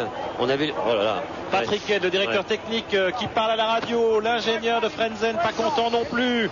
Il est furibard, Patrick Head, et il y a Paul Stewart qui vient de passer en piquant un sprint pour aller à la direction de course. Il y a de quoi être furibard. Regardez. Drapeau jaune, en plus, on ne peut pas doubler. Hein. Il se croit vraiment tout permis. Il y a un drapeau jaune, il le sait, il essaye, il en fait vraiment trop sur ce coup-là, Schumacher. La course n'est pas finie, Pierre. Et il n'est pas content, Frentzen. Regardez, il lève le bras. Il est furieux, il y a de quoi. Et Patrick Head va aller dire son fait à Jean Todt. Non, mais il va y avoir réclamation. Je pense que Schumacher, il va oui, absolument. Patrick Head est allé voir Jean Todt, il est là, en face de nous. Et chacun a l'air de s'expliquer clairement. Jean Todt n'a pas l'air de pouvoir le comprendre. Barrichello au stand. Ravitaillement de la Stewart-Ford. C'est bien joué pendant la neutralisation. Rosset, deuxième arrêt. Ça, c'est pas normal. Voilà Barrichello qui repart. Avec pas mal d'essence peut-être, des pneus neufs certainement. Un beau coup à jouer. Oui, bien sûr. Un beau coup à jouer pour la Stewart. En tout cas, Physique et Lapierre est en tête de la course devant Villeneuve. Michael Schumacher était reparti en réalité en troisième ou en quatrième position. En fait, Frentzen arrivait, était troisième. Schumacher a estimé qu'il pouvait peut-être gagner une place là, mais sous drapeau jaune, on n'a pas le droit de dépasser Monsieur Schumacher, et certainement pas en sortant des stands. Frentzen salue la foule quand même, philosophe, mais furieux. Et moi, si vous voulez mon avis, Jacques Lafitte, Michael Schumacher n'a pas encore gagné ce Grand Prix du Canada. Non, loin s'en faut. Il va peut-être écoper d'une réclamation, peut-être d'un stop and go de 10 secondes ou 20 ou 30. Je crois qu'on peut. En tout cas, les commissaires sportifs doivent certainement en discuter à la direction de course dans la tour de contrôle. Il y a de la réclamation dans l'air, c'est évident. Frentzen n'est pas content. Patrick Head est allé voir donc la direction de course. Chez Ferrari, on est un petit peu penaud pour l'instant. Ah oui, ça a chauffé, hein, Pierre, je peux vous le dire, ça a chauffé. Et ça va chauffer encore. Et regardez la voiture de sécurité. Attention. Avec le peloton. Physique est là en tête. Villeneuve deuxième. Schumacher troisième pour l'instant. Desmenil quatrième, même si c'est Diniz qui apparaît là dans le peloton. Ça y est, Pierre, ça va repartir. Oui, la voiture de sécurité va rentrer. On a nettoyé les débris provoqués par l'accident de Mika Salo. Heureusement sans gravité pour le pilote, parce que lui aussi il a tapé très fort. Il avait arraché 2 roues. Attention, la voiture de sécurité regagne à nouveau les stands. 21e tour, 22e passage devant les stands. Et Villeneuve est pas mal dans le sillage de Physique là, il va le doubler. Physique là un petit peu raté son envolée. Il va essayer. Et il y va Villeneuve. Oh, il passe à l'extérieur. Magnifique. Bravo. Non. Eh oui, c'était trop. Il tire tout droit, mais il revient. Non, c'est fini. Non, c'est pas fini. Il va revenir, Jacques. Il va revenir, mais il a perdu les plumes. Et qu'est-ce qu'il leur prend, Pierre? Il a bien essayé quand même. Qu'est-ce qu'il leur prend? Mais quelle mouche les a piqués aujourd'hui sur l'île Notre-Dame. Villeneuve, attention, accrochage avec Nakano, non, tu héros. Oh là là, Jacques Villeneuve, il savait plus où se mettre. On va quand même pas remettre le la voiture de sécurité. On se croirait une course IndyCar. Pierre et Jacques, je fais appel à votre mémoire. Moi, c'est ma 21e saison de Formule 1. Je crois n'avoir jamais vu un Grand Prix comme cela. Non, on n'a jamais vu ça. On n'a jamais vu autant de neutralisation et d'interruption de course, autant d'événements en si peu de temps, parce que nous n'avons bouclé que 22 tours. Nous ne sommes même pas au tiers de la distance de ce Grand Prix du Canada de Formule 1. Et ma foi, le classement est complètement bouleversé par tous ces événements. Regardez Villeneuve qui, après être sorti de la route ici, il prend la tête, pas pour longtemps. Pour quelques secondes seulement, il coupe dans les graviers, il tire tout droit, il essaye de freiner, il essaye de retrouver de la rien la voiture. Non. Il repart dans l'herbe, Villeneuve, il repart 5e, 6e, mais il repart évidemment, là on revoit à nouveau la manœuvre magnifique. Le dépassement à l'extérieur était superbe. Il va repasser au stand, Jacques. Il va repasser au stand parce qu'il a aussi pris, passez-moi l'expression, un petit coup de suppositoire avec la Minardi de Tuero qui ne passe à droite. Il a perdu l'aileron arrière, voilà tout simplement. Il n'a plus d'aileron arrière. Jacques Villeneuve, après la touchette avec Esteban Tuero et la Minardi. Je pense qu'il a peu de chances de revenir dans le coup, mais attention, chez Williams on tente quand même sa chance. On va remettre un aileron arrière, on change les pneus. Non, pour l'instant il n'y a pas d'aileron arrière. On est en train d'intervenir sur les pneus à l'avant. Il n'y a pas d'aileron arrière. On est en train de le chercher. Le ravitaillement s'est fait. Et bon, Karl Garden, voilà, le chef mécano fait signe. On coupe, c'est fini. Alors c'est terminé pour Jacques Villeneuve. Il y a trop de dégâts à l'arrière de la Williams. Incroyable les rebondissements de ce Grand Prix du Canada. Maintenant c'est parti. Alors pour l'instant, regardez Villeneuve dans les stands. Il ne veut pas y croire. Il est très déçu. Il enlève le volant. Il sort de son cockpit. Nous avons donc Fisichella en tête. Schumacher deuxième. Demöning troisième. Imaginez ça. C'est incroyable. Je vous propose de tourner une page de publicité tout de suite. Et on revient à Montréal dans un instant pour faire le point sur cette course folle. En direct à Montréal dans ce Grand Prix du Canada complètement exceptionnel. Et regardez la bagarre ici alors que en tête c'est toujours Fisichella sur la Benetton devant Michael Schumacher et la Ferrari. Troisième Demöning sur la Jordan. Quatrième, ici la voiture blanche, Magnussen sur la Stewart. Cinquième, Olivier Panis avec la Prost Peugeot en cinquième position, vous avez bien entendu. Sixième, Nakano avec la Minardi. Septième, Wurz, ici à l'image, dans plein écran, sur la Benetton. Septième, Irvine sur la Ferrari. Barrichello occupe la 8e place, mais il a déjà ravitaillé en profitant de la dernière intervention de la voiture de sécurité. 10e place pour Ricardo Rosset sur la Tyrrell. Tuero 11e et Pedro Diniz 12e. Voilà. Chez Williams, on est en train enfin d'installer, de visser l'aileron arrière de la voiture du pauvre Jacques Villeneuve qu'on a fait remonter. Donc on ne sait jamais avec ce qui peut se passer. C'est comme Schumacher à Monaco. S'ils sont 3-4 à l'arrivée, il peut marquer des points. Jacques, il va repartir. Attention, et Patrick vient de revenir de la direction de course. Attaque Magnussen. Il a du mal parce que la Stewart est très rapide en ligne droite et il a du mal, Olivier. Il est plus rapide, ça, on le voit dans les courbes, mais il a du mal. En tout cas, Panis 5e. Panis en mesure d'attaquer le 4e. Ce Grand Prix du Canada est loin d'être fini et je pense qu'il nous réserve encore bien des surprises. Et au freinage là-bas, encore Panis qui déboîte. Magnussen est sous pression. Oui, c'est bien, il faut qu'il le mette sous pression. Il peut faire une erreur, Magnussen. Ça sera pour Olivier le seul moyen de le doubler. Parce que la Stewart est beaucoup trop rapide en vitesse de pointe pour qu'Olivier puisse faire quelque chose. 27 tours couverts dans ce Grand Prix du Canada. Il y en aura 69 à boucler.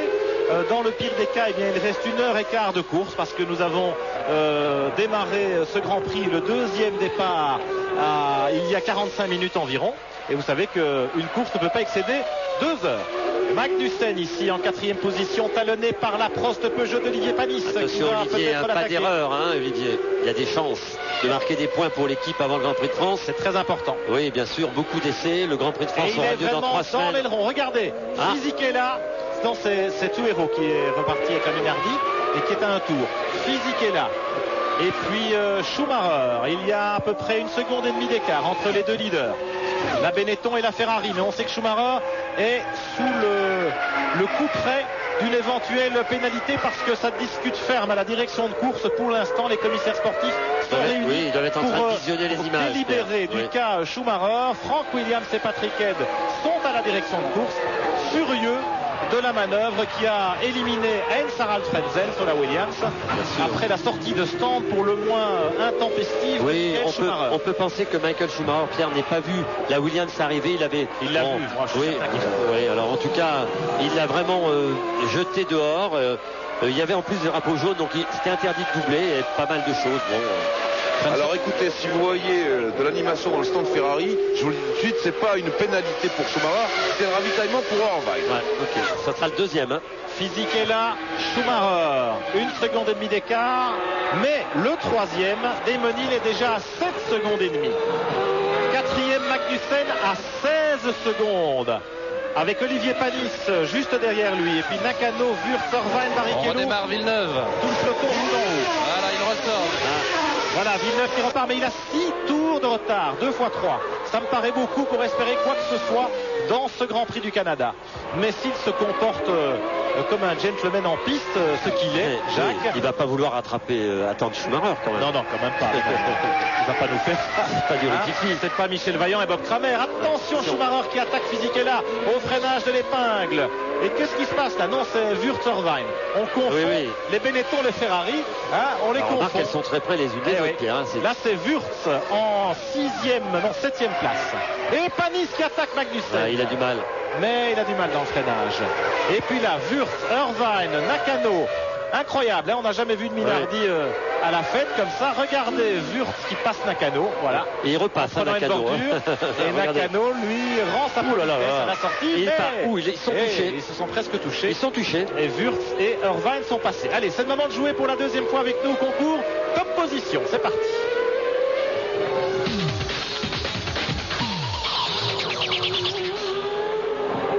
Les trois premiers dans l'ordre sur le 36-15, code TF1 pour gagner un kit photo et des stages de pilotage. Physique est là, la sœur Irvine, qui est en 7e, 8e, 7e position, Irvine, devant Nakano. Voilà Nakano avec la... Oh là, on revient sur Magnussen et Panis. Olivier perd du temps, c'est dommage. Course très décousue. Le réalisateur a un petit peu de mal aussi. C'est difficile. On lui pardonne volontiers. Il est pas mal là, Olivier. Il va y aller. Il freine. Non. C'est dur. C'est dur dans les freinages. Et vous savez, la Stewart motrice pas mal aussi à la sortie. Et c'est un petit peu le handicap de la Prost pour l'instant. Regardez à l'accélération. Magnussen s'est assuré une ou deux longueurs d'avance. La vitesse de pointe de la Stewart Ford est intéressante. Regardez. Et Olivier peut-être. Non, il n'y arrivera pas. Il vient d'un peu loin au freinage. Oh là, il a failli se louper. C'est ça, attention Olivier. En se remettant dans le sillage. Et oui, on est déventé et il est un peu trop sorti de l'aspiration et il a retrouvé de l'air d'un seul coup et ça a un peu perturbé la voiture. Aussi, dans la trajectoire sale. Oui, bien sûr. Une petite perte d'adhérence pour Olivier Panis, mais plus de peur que de mal.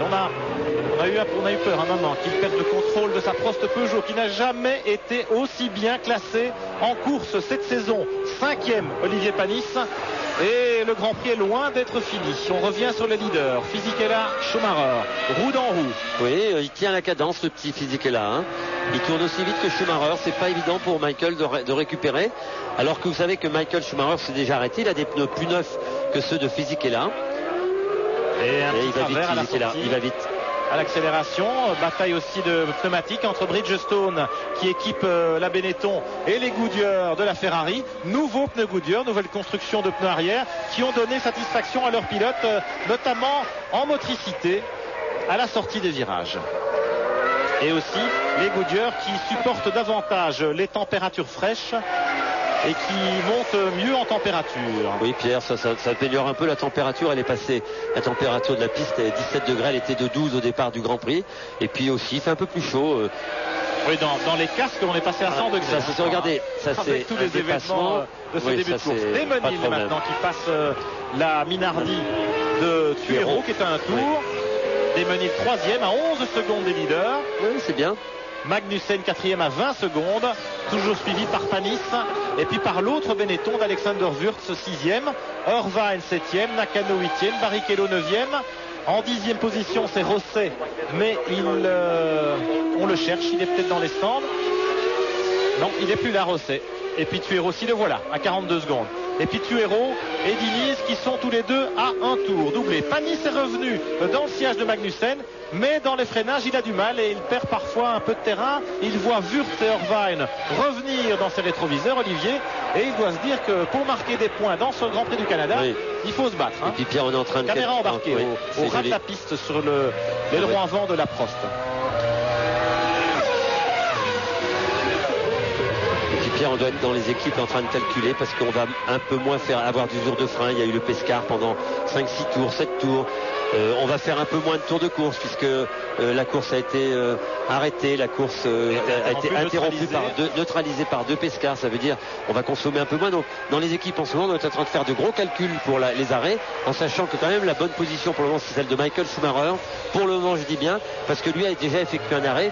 Et si on peut penser qu'il n'en effectuera pas d'autres, il a un certain avantage par rapport à Fisichella, Magnussen et tous ses poursuivants. Hein. Qu'en dit-on, Jean-Louis Moncet, dans les stands chez Ferrari, notamment pour Schumacher? Est-ce qu'il va encore ravitailler? Et puis, est-ce qu'on a des nouvelles de la direction de course? Eh bien non, toujours pas. Irvine, il a eu une fausse alerte tout à l'heure. On était reparti. Il a donc effectué un seul ravitaillement. Schumacher aussi. Et pour l'instant, il y règne le plus grand calme dans ce stand Ferrari. Voilà, mais a-t-on mis suffisamment d'essence pour aller au bout? C'est pas évident. Ils ont ravitaillé très tôt chez Ferrari. Vous aviez remarqué que c'était 9 secondes et 2 dixièmes le ravitaillement, ce qui est plutôt long. Oui, plutôt long, certes, on est d'accord. Certes, mais quand même. Mais on ne sait pas avec quelle quantité d'essence sont partis les 2 Ferrari, mais c'est vrai que ça pourrait aller au bout. Ça pourrait aller au bout. Alors là, c'est Irvine dans les roues. Non, c'est Schumacher dans les roues de Fisichella, décidément. Oui. Là, ce sont bien les leaders. Oui. Et Schumacher se fait plus pressant dans le sillage de la Benetton.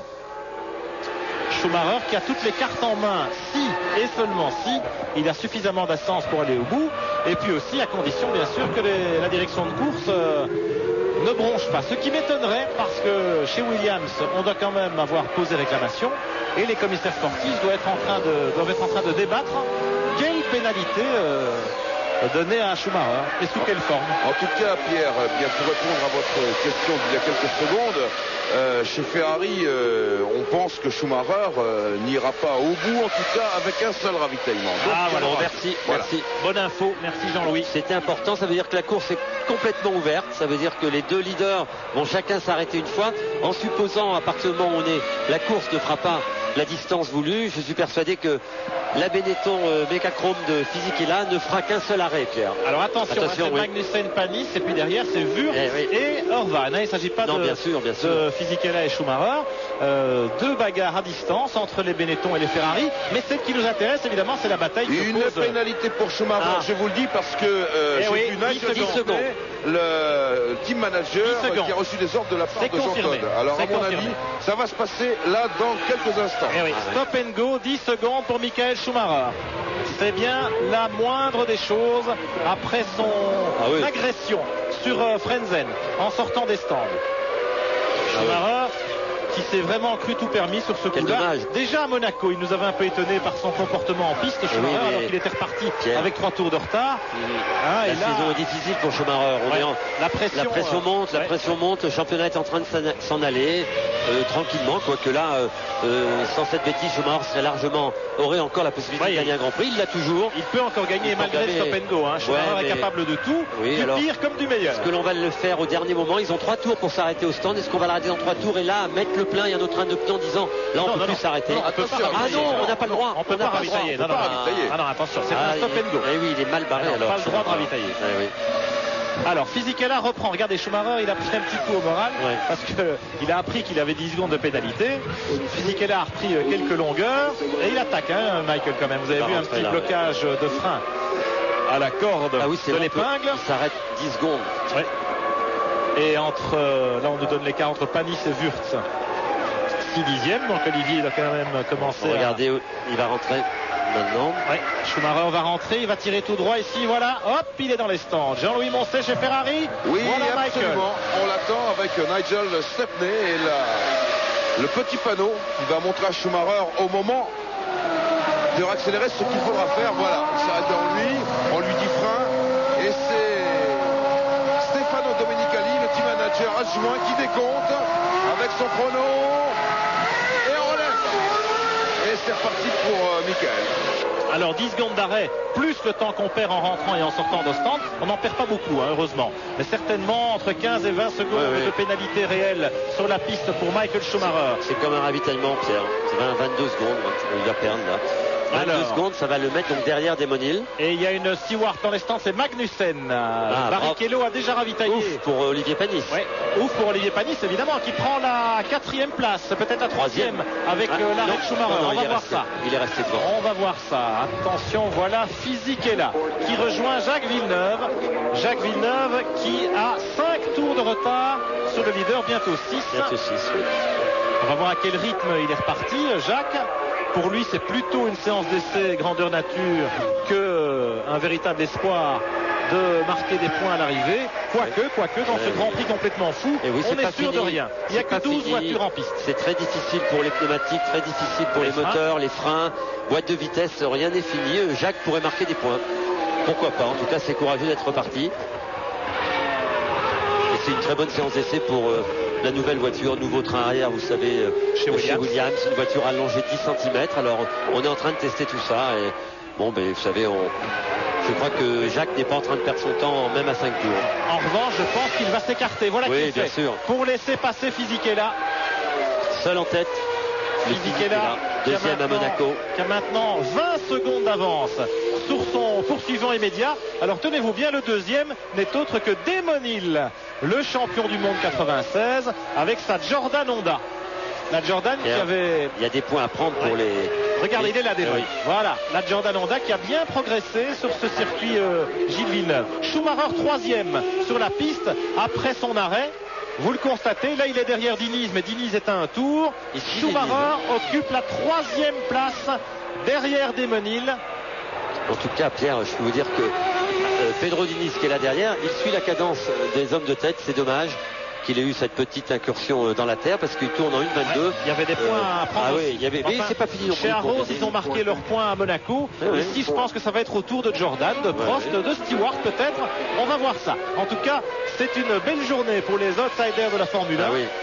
Michael Schumacher va attaquer Diniz, mais il perd un peu de temps, évidemment. Fisichella en profite. Drapeau bleu pour Pedro Diniz, qui laisse passer Schumacher au freinage de la chicane des stands. Damon Hill, lui, ne va pas trop tenir compte des drapeaux bleus et certainement pas faire de cadeau à son vieil ennemi. Et rappelez-vous, ne fût-ce que Monaco, il y a 2 semaines, où Schumacher, qui était à 3 tours, un peu dans la situation de Jacques Villeneuve aujourd'hui, était venu attaquer Damon Hill dans tous les sens au freinage de la chicane du port. Et je pense que Damon ne l'a pas oublié, il ne va pas lui faciliter la tâche. Et puis de toute façon, il est 2e, Damon, il bagarre. Bien sûr. Il protège sa place. Il est quand même moins rapide. Évidemment que Michael Schumacher qui tourne en 1,21,2 alors que Damon tourne en 1,22,7. Je veux dire, l'écart est trop important pour que Michael Schumacher ne le fasse pas très facilement. Bien sûr, mais Damon va résister. Oui, il va résister, bien sûr. Le temps qu'il faudra. Et il a le droit de résister. Il est en 2e position. C'est une belle position. On est sur le podium. Ça permet certaines manœuvres qu'on ne tolérerait pas d'un pilote qui est 15e. Mais enfin, c'est un grand sportif, un fair play. Damon Hill, il a aussi intérêt à marquer des points. Même la 3e place, ça serait bien pour lui. Hein. Un grand sportif fair play, tout le monde ne peut pas en dire autant, malheureusement. Regardez. Alors, pendant ce temps, c'est Fisichella qui tire les marrons du feu parce qu'il creuse l'écart. Schumacher est un petit peu bloqué par la Rose, la Jordan. Oui, c'est rassurant pour Fisichella parce que il est rapide. 1,21,0 le tour précédent, 1,21,2 pour Michael Schumacher, c'est-à-dire que pour Michael Schumacher, il passe Damon Hill, ça y est, imparablement, mais quand même il avait tiré très tard au freinage et Damon Hill va revenir. Damon Hill déboîte, il va le repasser, non, il va essayer, on zigzag et on bouchonne. Quel Grand Prix complètement fou. Schumacher qui avait retardé son freinage au maximum pour passer la Jordan et qui n'a pu éviter un petit tout droit. Petit tout droit, il a coupé la chicane, Pierre. Oui, enfin. Oui, alors que c'est Irvine ici, hein, ne vous inquiétez pas, c'est Irvine qui est au stand pour ravitailler. Bon. Et je peux vous dire, mes amis, qu'il faut commencer à surveiller vraiment les freins. Parce que la poussière de carbone part vraiment à grande pelletée. On le savait, Pierre. Alors, regardez. L'attaque de Schumacher sur Damon Hill. Et Damon Hill a quand même résisté au maximum. Il a obligé Schumacher à freiner dans la partie sale de la piste. Oui, il n'y aura pas de pénalité là parce que. Sans adhérent, Schumacher a tiré tout droit. Alors, si on parlait un peu des freins, Pierre, parce que vous savez, cette année, la nouvelle réglementation, on a le droit d'utiliser freins maximum 28 mm d'épaisseur à l'arrière et l'avant. Et alors que l'année dernière, ici, on utilisait des freins, des disques de frein de 32 mm. Et même davantage. Et même davantage. Et on est très très inquiet chez Carbone Industries parce qu'on s'est aperçu d'une usure terrible des freins pendant les essais et on est inquiet. Alors la piste a très peu d'adhérence. On obtient ici des vitesses de pointe très très rapides, 320 km/h. Pas beaucoup d'appui sur les voitures pour cette vitesse maximum. Et alors là, il faut freiner. On appuie énormément sur les freins parce qu'il faut l'arrêter la voiture à 320 km/h. Il y a moins d'adhérence aussi avec les pneus sculptés, évidemment. Voilà, absolument. Et donc, on va avoir des problèmes de frein, ça c'est sûr. Damon Hill dans les stands. Voilà, c'est bien. Premier arrêt. Il ravitaille. Pour Damon Hill. Nous sommes au 39e tour. Donc un seul arrêt. Un seul arrêt forcément. Damon qui a d'abord résisté à Schumacher le plus longtemps possible avant de rentrer au stand. La trappe se referme. Et voilà, Damon Hill qui est en bagarre pour le podium de ce Grand Prix du Canada. Je peux vous dire que pour Olivier Panis, ça va fort, ça va très fort. Il vient de tourner en 1,26, 1,21,6. Il est 3e, Olivier Panis. Il est 3e. Nakano ravitaille maintenant chez Minardi. Il était pas mal, hein, Nakano. Il était 8e. Et il y a des points à prendre dans ce Grand Prix pour tout le monde. Il y en aura pour tout le monde. Vous allez voir ça. Regardez la Stewart ici. Elle fume un peu, mais c'est un blocage de roue. Voilà, là c'est la Minardi qui repart des stands. Shinji Nakano, le pilote japonais, qui était chez Prost Grand Prix l'an dernier. Il avait marqué un point, ici même, à Montréal. Et là c'est Fisichella. Là, il était trop vite, Olivier. Qu'est-ce qu'il a eu, freinage? Sortie de route au freinage, malheureusement. Mais vraiment, ils sont...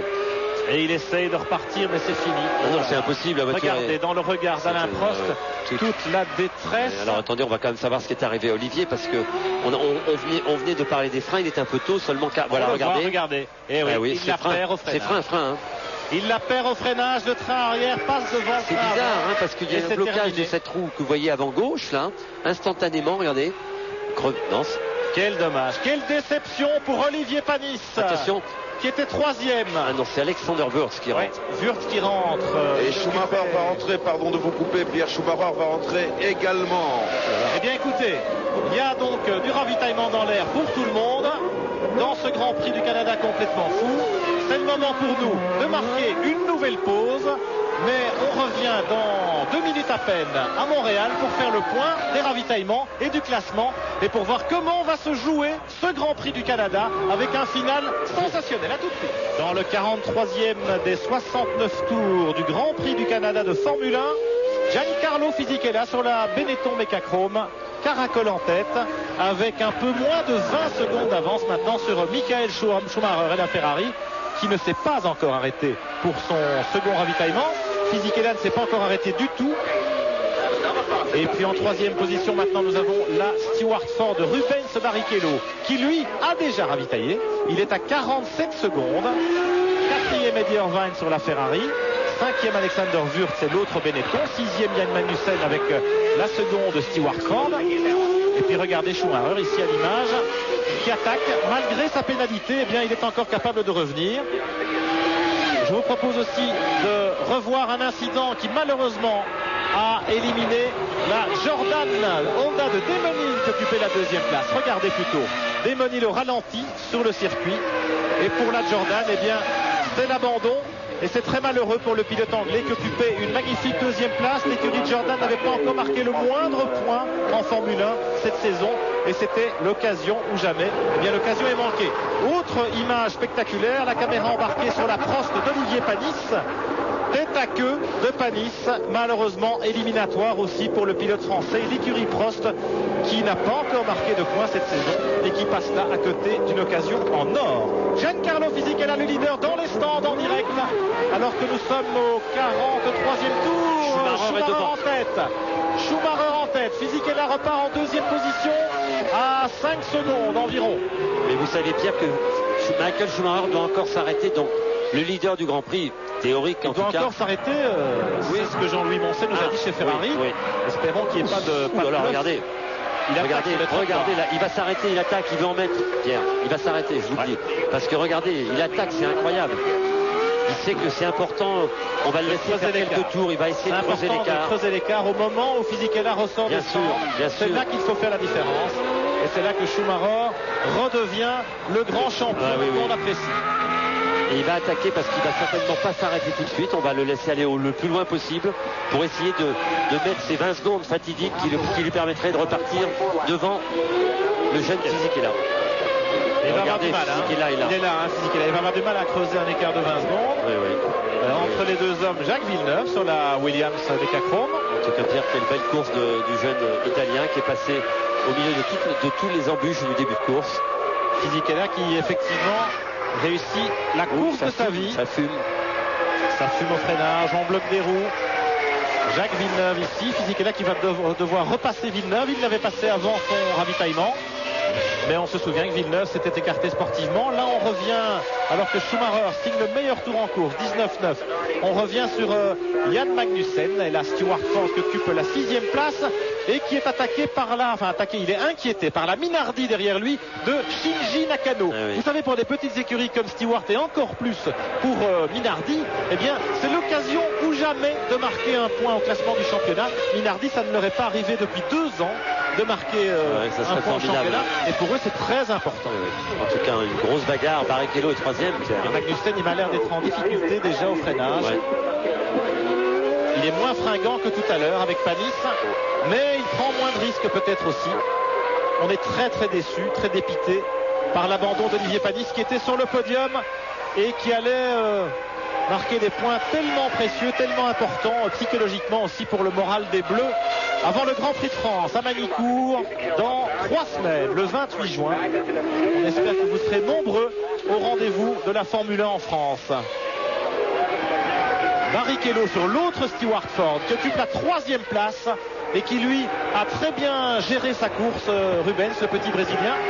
Oui, il a quand même fait une sortie de route, on l'avait vu, vous vous souvenez, dans la terre. Oui, un petit tout droit au freinage de l'épingle, mais une très belle stratégie de l'équipe Stewart qui avait profité de la neutralisation, la dernière neutralisation sous voiture de sécurité, pour ravitailler la Stewart de Barrichello. Alors, est-ce qu'ils ont mis assez de carburant pour aller au bout? C'est peut-être un peu optimiste, mais on le saura, bien sûr, dans quelques minutes. Barrichello, en tout cas, maintenant, en position pour marquer des points et même pour monter sur le podium. 4e, c'est Eddie Irvine sur la Ferrari qui est ici derrière Barrichello et qui n'a pas dit son dernier mot non plus, le pilote irlandais de la Scuderia. 4e. Tout ça c'est bien joli, mais devant eux il y a 3 pilotes qui sont les 3 premiers du Grand Prix. C'est le moment de jouer pour la dernière fois ce soir avec nous l'opposition.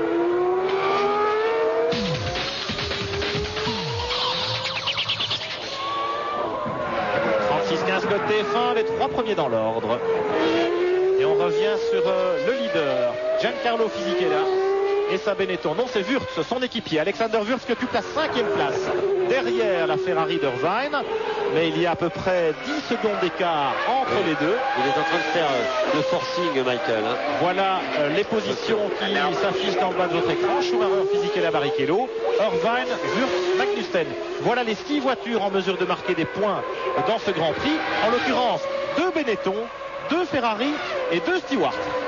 Un joli tir groupé, belle course d'équipe, alors que Damon Hill, très déçu, et on le comprend, revient à pied. Il salue la foule quand même avec un petit sourire, Damon. Il en a vu d'autres. Je peux vous dire que Michael Schumacher attaque, hein. Il tourne en 1.19.8, alors que Fisichella est en 1.22.2 à ce tarif-là. S'il devait encore s'arrêter, s'il pouvait encore faire 4-5 tours à cette cadence, il aurait les 20 secondes, pas tout à fait d'avance sur Fisichella pour essayer de repartir. C'est ce qu'on doit lui avoir dit chez Ferrari, s'il doit s'arrêter, hein, parce qu'il améliore encore. Le voilà Schumacher, regardez, voilà, les écarts sont impressionnants. Quand Fisichella tourne en 1.24 ou 1.22, c'est vraisemblablement parce qu'il est gêné par le trafic, mais quand même, il a perdu des poignées de secondes par rapport à Schumacher et l'écart est monté à 11 secondes et demie entre le leader Michael Schumacher sur la Ferrari, le voici, le voilà, freinage dans la poussière, et Giancarlo Fisichella en 2e position sur la Benetton. Quand je parlais de leader tout à l'heure pour Fisichella, c'était un peu virtuel évidemment, oui, bien sûr, puisque Schumacher est censé encore s'arrêter pour ravitailler. Fisichella à 11 secondes et demie, Barrichello 3e, il est à 40 secondes, Irvine 4e à 46 secondes. Il y a encore une bagarre là pour le podium. Wurz 5e à 58 secondes, Magnussen 6e à 1 minute 14. Là, ce diable top quand même, quand vous pensez qu'il s'est déjà arrêté 2 fois, qu'il a eu son stop à 10 secondes, et il est en tête du Grand Prix. Hein. C'est extraordinaire. Tout à l'heure, c'est le Schumacher qu'on aime, celui-là. Regardez, devant Schumacher, il y a Magnussen et Nakano, 2 pilotes qui sont en bagarre pour la 6e place, et on soulignait aussi l'importance de la 6e place pour Nakano. Barrichello, 2e ravitaillement chez Stewart pour le petit Brésilien qui perd tout espoir peut-être de monter sur le podium. Un ravitaillement très rapide, voilà, on remet juste assez d'essence pour aller au bout. Barrichello va repartir sans doute en 5e ou en 6e position. Voilà Wurz qui passe, il est 6e Barrichello. Wurz 4e, Barrichello 5e. Le 6e c'est lui, c'est Magnussen avec l'autre Stewart. Nakano 7e, Schumacher le leader est gêné maintenant par les concurrents attardés. Nakano le japonais sur la Minardi. Schum va passer à l'extérieur, voilà qui est fait. Et puis il va devoir se défaire de la Stewart de Magnussen devant lui. Et il attaque Schumacher, comment c'est plus. Alerte chez Ferrari, Schumacher va bientôt ravitailler Pierre et Jacques. On se prépare. Alerte rouge pour la Scuderia. Alerte rouge parce qu'il a 16 secondes et demie d'avance sur Fisichella. Je pense qu'il est en train d'en perdre. Il en a perdu un peu. Ce ne sera pas suffisant pour repartir en tête, Pierre, mais en tout cas, ça va être. Oh, il attaque quand même. Il a perdu un peu de temps avec Magnussen. Oui, il a tourné en 1.24 au 2 du 19. Il a perdu 7/8 dixièmes. Fisichella, au dernier passage de la ligne, était à 16 secondes de Schumacher quand même. Oui, Donc, ça veut dire que ça va repartir pas loin, Pierre. L'écart doit être une quinzaine de secondes. On peut faire confiance aux mécaniciens de Ferrari pour opérer un ravitaillement éclair de la voiture de Schumacher. Puis on peut faire confiance à Schumacher pour réduire les 6 secondes ou 7 secondes d'écart qu'il aura en repartant des stands sur Fisichella avec une vingtaine de tours maintenant pour revenir dans les routes Fisichella. Il aura le temps de le faire. Et nous sommes à 20 tours de l'arrivée, juste. Attention, voilà Schumacher qui va rentrer au stand. Le voilà au freinage de la chicane. Regardez les freins. Il rentre le plus vite possible. La trappe s'est ouverte. Vous allez voir à l'arrêt. Jean-Louis Moncet, c'est à vous. Oui, avec des pneus absolument neufs. Il y a les étiquettes dessus. Vous allez voir en tout cas les marques blanches. Et le voilà. Et il s'arrête. Boum, on déclenche le chronomètre. Voyez la poussière de carbone toujours. Mon Dieu, il faut surveiller les freins. Extrêmement court. 7-2. Et il est là. Ils vont repartir. Il va repartir en tête, Schumacher.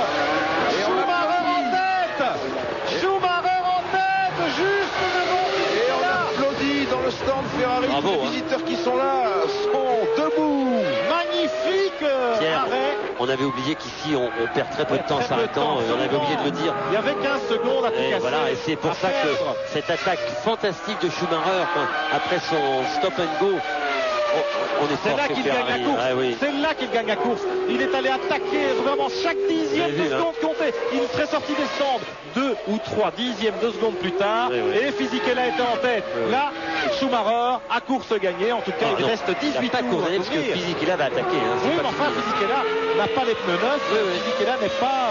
Il y a les freins encore, Pierre. Vous avez vu la poussière de frein sortir de la Ferrari. Fisichella n'est pas en position, je pense, d'inquiéter Schumacher à la régulière. Maintenant, bien sûr, il peut encore se passer beaucoup de choses. Vous avez vu comme d'un seul coup Schumacher s'est excité après son arrêt pour sa faute envers Frentzen. Et vous avez vu comme il montait sur les trottoirs, c'était impressionnant. Il avait fait tout de suite le record du tour et puis après il s'est dit allez j'y vais.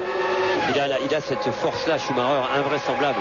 Et en tout cas, il va être intéressant de voir maintenant la cadence imprimée par Schumacher avec ses pneus neufs. De temps en temps, on s'est aperçu qu'avec des pneus neufs, la voiture était un peu plus difficile à conduire. Et en tout cas, pour Fisichella, qui n'a pas mis la pression comme a su le faire Schumacher quand celui-ci s'est arrêté dans les 2-3 tours avant. Son stand aurait peut-être pu lui communiquer. Vous voyez là, c'est pas facile. L'expérience aussi. Ouais. Regardez la sortie des stands. Schumacher qui repart. Et il le sait que Fisichella est là. Et il est presque dans la même situation qu'avec Frentzen tout à l'heure, à la différence près qu'on était en neutralisation de course, il y avait drapeau jaune et qu'il n'avait pas le droit de dépasser, même s'il nous expliquera sans doute tout à l'heure qu'il estime ne pas avoir dépassé. Il attaque, regardez. Et qu'il était ressorti côte à côte. Bon là il dira rien parce que s'il gagne la course. Oh quoique, il est capable. On a vu vraiment le pire et le meilleur. Schumacher aujourd'hui à Montréal. Le pire, c'était son comportement arrogant sur la piste quand il est reparti sans vergogne en jetant Frentzen dehors. Et le meilleur, c'est évidemment ce Schumacher flamboyant qui attaque tant et plus et qui exploite chaque centimètre de piste, chaque millième de seconde pour attaquer au maximum du début à la fin, et c'est cela qui lui permet de se retrouver en tête de la course alors qu'il s'est déjà arrêté 3 fois dans ce Grand Prix. C'est incroyable. Et regardez, Fisichella, il ne résiste même pas. Ça fume. On revient sur Magnussen. Ça fume à l'accélération un peu chez Magnussen. Je me demande si c'est pas au freinage que ça fume. Avec des petits soucis de frein peut-être pour Magnussen. Nakano 7e actuellement sur la Minardi. Et un beau coup à jouer. Oui, Nakano qui avait marqué un point la dernière, Pierre, sur la Prost. Il avait fini 6e. Et là, ce sont les stewards, père et fils, qui regardent Magnussen, bien sûr. Il y a aussi Barrichello, l'autre steward en 5e position. Oui, qui est seulement à 2 secondes de Alexander Wurz, qui lui-même est à 15 secondes d'Irvine. Ça veut dire que pour la 3e place, ça va être difficile et qu'on va avoir 2 Ferrari pour le moment sur le podium. Irvine s'étant déjà arrêté 2 fois. Alors, Marc Minardi, vous êtes chez Prost avec Olivier Panis. On vous écoute. Exactement, avec un Olivier très très dépité. Qu'est-ce qui vous est arrivé, Olivier? On ne sait pas encore exactement, mais je pense que c'est un problème. L'accélérateur a coupé d'un coup. Le moteur a calé, donc apparemment c'est un capteur, le capteur de la pédale accélérateur qui a cassé. Aujourd'hui, c'est véritablement peut-être la plus grosse déception de la saison. Vous étiez 3e à ce moment-là. Et oui, en plus, on avait fait une stratégie. J'étais parti avec le plein d'essence, donc j'allais m'arrêter vraiment très tard. Et je pense que cette 3e place, ou maximum 4e, on aurait pu la garder. Et pour nous, ça aurait été vraiment un résultat vraiment positif. Bon, encore une fois, on n'est pas à l'arrivée, donc c'est sûr que comme ça, malheureusement, on n'arrivera pas à marquer des points. Il faut qu'on continue à travailler. Il y a beaucoup de travail, mais bon, c'est encourageant quand même. Dans 15 jours, en 3 semaines, pardon, on est à la maison, ça devrait aller mieux. J'espère. Allez, c'est tout le mal qu'on vous souhaite. Merci. Merci Marc, et le ciel lui est tombé sur la tête, le pauvre Olivier, avec un incident mécanique, il faut le souligner, parce que sur ce freinage, on pouvait se poser des questions, mais effectivement... Non, mais on n'a pas vu de rousse bloquée, Pierre, donc on a bien vu qu'à un moment donné, il y avait quelque chose s'est passé, la voiture a ralenti. Elle est partie d'un seul coup. Voilà, c'est difficile à dire, mais c'est le moteur a coupé brutalement, et comme il a coupé, il n'y a plus l'entraînement, et les freins arrière, boum, sont partis, et la voiture est partie en tête à queue instantanément, ici même. Alors, Olivier Panis et Prost Peugeot, c'est vrai qu'il y a quand même, Nakano se rapproche de Magnussen.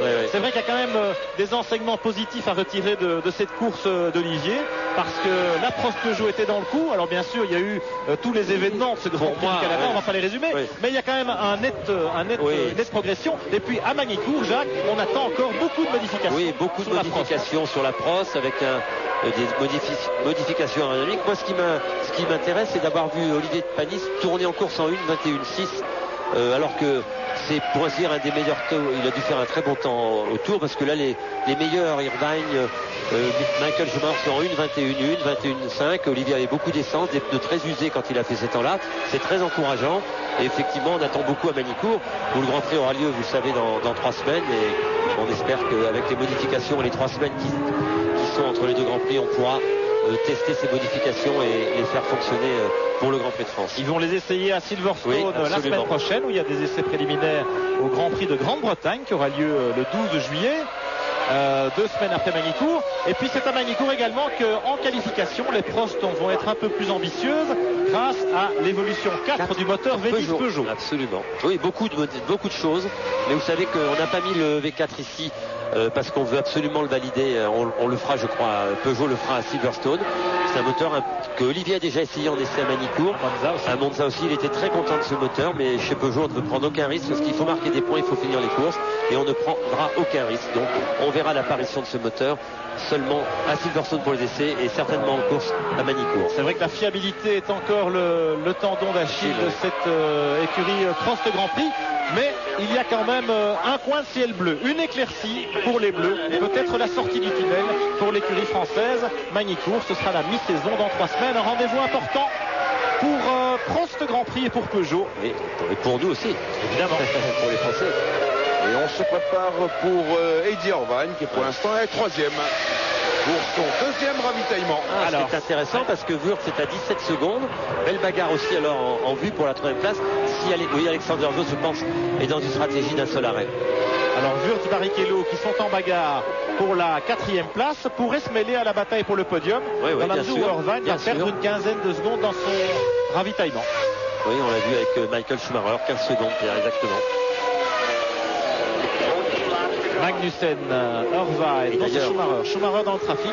Irvine lui aussi va s'arrêter, il a tourné très vite les tours avant. Voilà Irvine, il est chez vous Jean-Louis. Oui, absolument, on l'attend. Regardez la poussière de frein. Oui, il faut regarder ça avec cette caméra dans l'aileron. Vraiment ça tombe noir, il ne faut plus en rester lourd des disques. Et il a laissé de la gomme par terre et il est reparti, et à mon avis ça va marcher. Voilà Wurz. Il repart devant Wurz comme Schumacher était parti devant Fisichella tout à l'heure. Très belle stratégie chez Ferrari. Jean Todt reste le roi du calcul. C'est vrai qu'en stratège ils sont imbattables, les rouges. Ross Brawn et Jean Todt qui calculent la tactique. Jean Todt. Et Ross Brawn aussi, vous savez, Ross Brawn chez Benetton, il était aussi le roi à l'époque. Eddie Irvine repart donc en 3e position. Podium préservé pour l'Irlandais. Ce serait son 4e podium déjà cette saison en 7 Grands Prix disputés. Il est là, Wurz. Alexander Wurz, 4e dans les roues de la Ferrari maintenant. Ça va lui donner des ailes à Wurz, vous allez voir. J'ai l'impression qu'il était en train de dormir. Écoutez, c'est un grand Autrichien, le successeur de Berger. Il a eu des émotions aussi. Il y a peut-être un oreiller en option. Il faut savoir qu'il y a un peu plus d'une heure, il était en tonneau. C'est vrai. Faire un tonneau en F1, on ne sait jamais quand ça va se terminer. Grosse émotion. Il est sur sa voiture de réserve. Oui, hier, vous parliez de calcul. Chez Ferrari, on fait les points aussi. On compte les points pour le championnat du monde pilote et constructeur. Et pilote, si les choses restent en l'état, Schumacher passerait 2e, ce qui quand même relance un petit peu le championnat. Évidemment, et puis c'est le 0 pointé pour l'écurie McLaren Mercedes qui va rentrer bredouille de ce Grand Prix. C'est la première fois de la saison que ça leur arrive aux flèches d'argent. Et ma foi, cela relance effectivement la compétition. Et personne ne s'en plaindra. Eddie Irvine avec Alexander Wurz, bataille pour la 3e place. À 13 tours, même pas une 12 tours maintenant de l'arrivée de ce Grand Prix du Canada. Voilà, 1 seconde 4 d'écart entre Irvine l'Irlandais et Wurz l'Autrichien. Marc Minary, non, dans les stands, il est chez Prost. Et chez Prost, évidemment, on est en train de boucler le matériel. Oui, on boucle le matériel et puis surtout on essaie de se remonter un petit peu le moral parce que malgré tout, comme vous le disiez tout à l'heure, il y a quelques enseignements positifs à tirer cette course, même si encore une fois les deux voitures sont pas au bout. Alors on baisse pas les bras. Merci Marc. Alors donc 12 tours encore dans ce Grand Prix. Schumacher en tête, 7 secondes et demie d'avance sur Fisichella. Et l'écart, eh bien il se stabilise. Fisichella, c'est pas fini cette course. On est très inquiet pour les freins dans tous les stands. Irvine 3e, Wurz 4e, Barrichello 5e, Magnussen 6e. On tourne une dernière page de pub et on revient à Montréal pour le final. À tout de l'arrivée du Grand Prix du Canada de Formule 1, 10 secondes d'écart maintenant entre le leader Michael Schumacher sur Ferrari et Giancarlo Fisichella, son poursuivant sur la Benetton Mecachrome. Eddie Irvine, ici à l'image, occupe la 3e place sur l'autre Ferrari. Et nous retrouvons tout de suite dans les stands en direct Alain Prost au micro de Marc Minary. Oui Alain, vous devez avoir des sentiments très partagés. D'abord la grosse déception d'Olivier qui était 3e au moment de l'abandon. Et puis peut-être aussi des espoirs maintenant pour les prochaines courses. Les espoirs, heureusement qu'on en a quand même. Il fallait pas attendre cette course pour avoir des espoirs. On a un gros développement qui arrive. Mais on a, de toute façon, on continue le travail qu'on a commencé à accomplir depuis le début d'année. Et aujourd'hui, enfin là maintenant, c'est plutôt la déception parce que ce sont des courses où on peut marquer des points. C'est ce que l'on cherche pour l'instant. On n'a pas acquis la fiabilité. Bon, on a eu des incidents malheureux avec Arnaud au début de premier virage. Mais l'incident d'Olivier est un incident mécanique. C'est pas une faute de pilotage. C'est un problème d'accélérateur. C'est pas la première fois et faut qu'on soit fiable. Bon, c'est vrai qu'il était très très bien. On a vu pendant tout le week-end qu'on était bien en configuration course, beaucoup moins bien en configuration de qualification, ce qui nous fait partir très loin. Mais la troisième place aujourd'hui, c'était possible, c'était 4 points championnat et pour l'instant je suis déçu. Le reste viendra après. Alors juste un mot sur le reste. Vous allez faire des essais, modifier considérablement la voiture.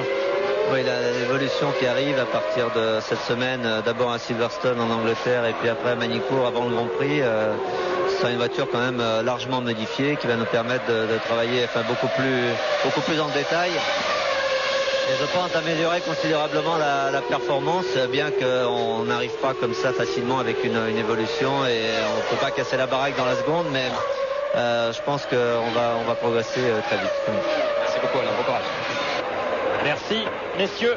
Alain Prost avec effectivement beaucoup d'espoir déçu aujourd'hui avec ce podium d'Olivier Panis qui malheureusement s'est envolé, mais beaucoup d'espoir dans l'avenir pour l'écurie Prost Grand Prix qui travaille énormément et qui va peut-être bientôt recueillir les fruits de ce travail de fond, même si pour l'instant eh bien, le score est toujours vierge pour l'écurie française au classement du championnat du monde. Regardez la Pierre. Nous sommes dans le peloton. Ouais. Fisichella a perdu beaucoup de temps. Oui, avec il a du mal. Je crois qu'il est content d'être deuxième. Il assure sa deuxième place. Oui, il y a peut-être des problèmes de frein, on ne sait pas. La voiture, en tout cas, il n'insiste plus plutôt. Les 6 points vont lui convenir à merveille, je crois, à son équipe et à lui. Ça les fait remonter au classement. C'est bien. La bagarre derrière aussi entre Irvine et Wurz. Wurz essaye de rattraper Irvine, mais Irvine est légèrement plus rapide. C'est difficile. Derrière Fisichella ici, vous avez Magnussen sur la Stewart qui est à un tour. Et puis Villeneuve avec la Williams qui lui est à 5 tours. Et Nakano sur la Minardi. Magnussen et Nakano sont toujours en lutte pour le dernier point, celui de la 6e place. Et ça, c'est encore ouvert. On revoit au ralenti le dépassement de Fisichella sur Magnussen et celui de Villeneuve sur Nakano derrière. Voilà, comme à la parade. C'est joli, hein. Et Villeneuve maintenant qui va passer Magnussen, il se dédouble. Mais voilà, regardez. Oui, il l'a vu Magnussen, bravo, il l'a vu, donc il s'écarte. Et vous avez vu que Villeneuve n'allait pas prendre le risque. Regardez Nakano. Et Nakano maintenant qui revient. Il l'a vu Nakano aussi, regardez. Magnussen, il a été un peu bon prince sur ce coup-là. Et Nakano essaye de venir l'attaquer à l'extérieur. Il est gonflé. Mais enfin, il a bien fait. Et Magnussen parvient finalement à protéger sa 6e place. Oui, mais enfin, Regardez. Eh oui, c'est pas fini cette bataille. C'est pas fini cette bataille pour la 6e place. On est content pour Minardi. Hein. Ouais. Ça serait formidable que cette jeune équipe, je serais très content aussi pour Magnussen. Mais Nakano, ah oui, je pense que chez Minardi, ancien pilote Ligier, vous vous souvenez. Il doit être très excité. Hein. Ouais. Il reprend le large. Et chez Stewart aussi, bien sûr, en Suisse, là, même si on va marquer des points avec une nouvelle 5e place pour Rubens Barrichello, le petit Brésilien qui avait déjà terminé 5e à Barcelone.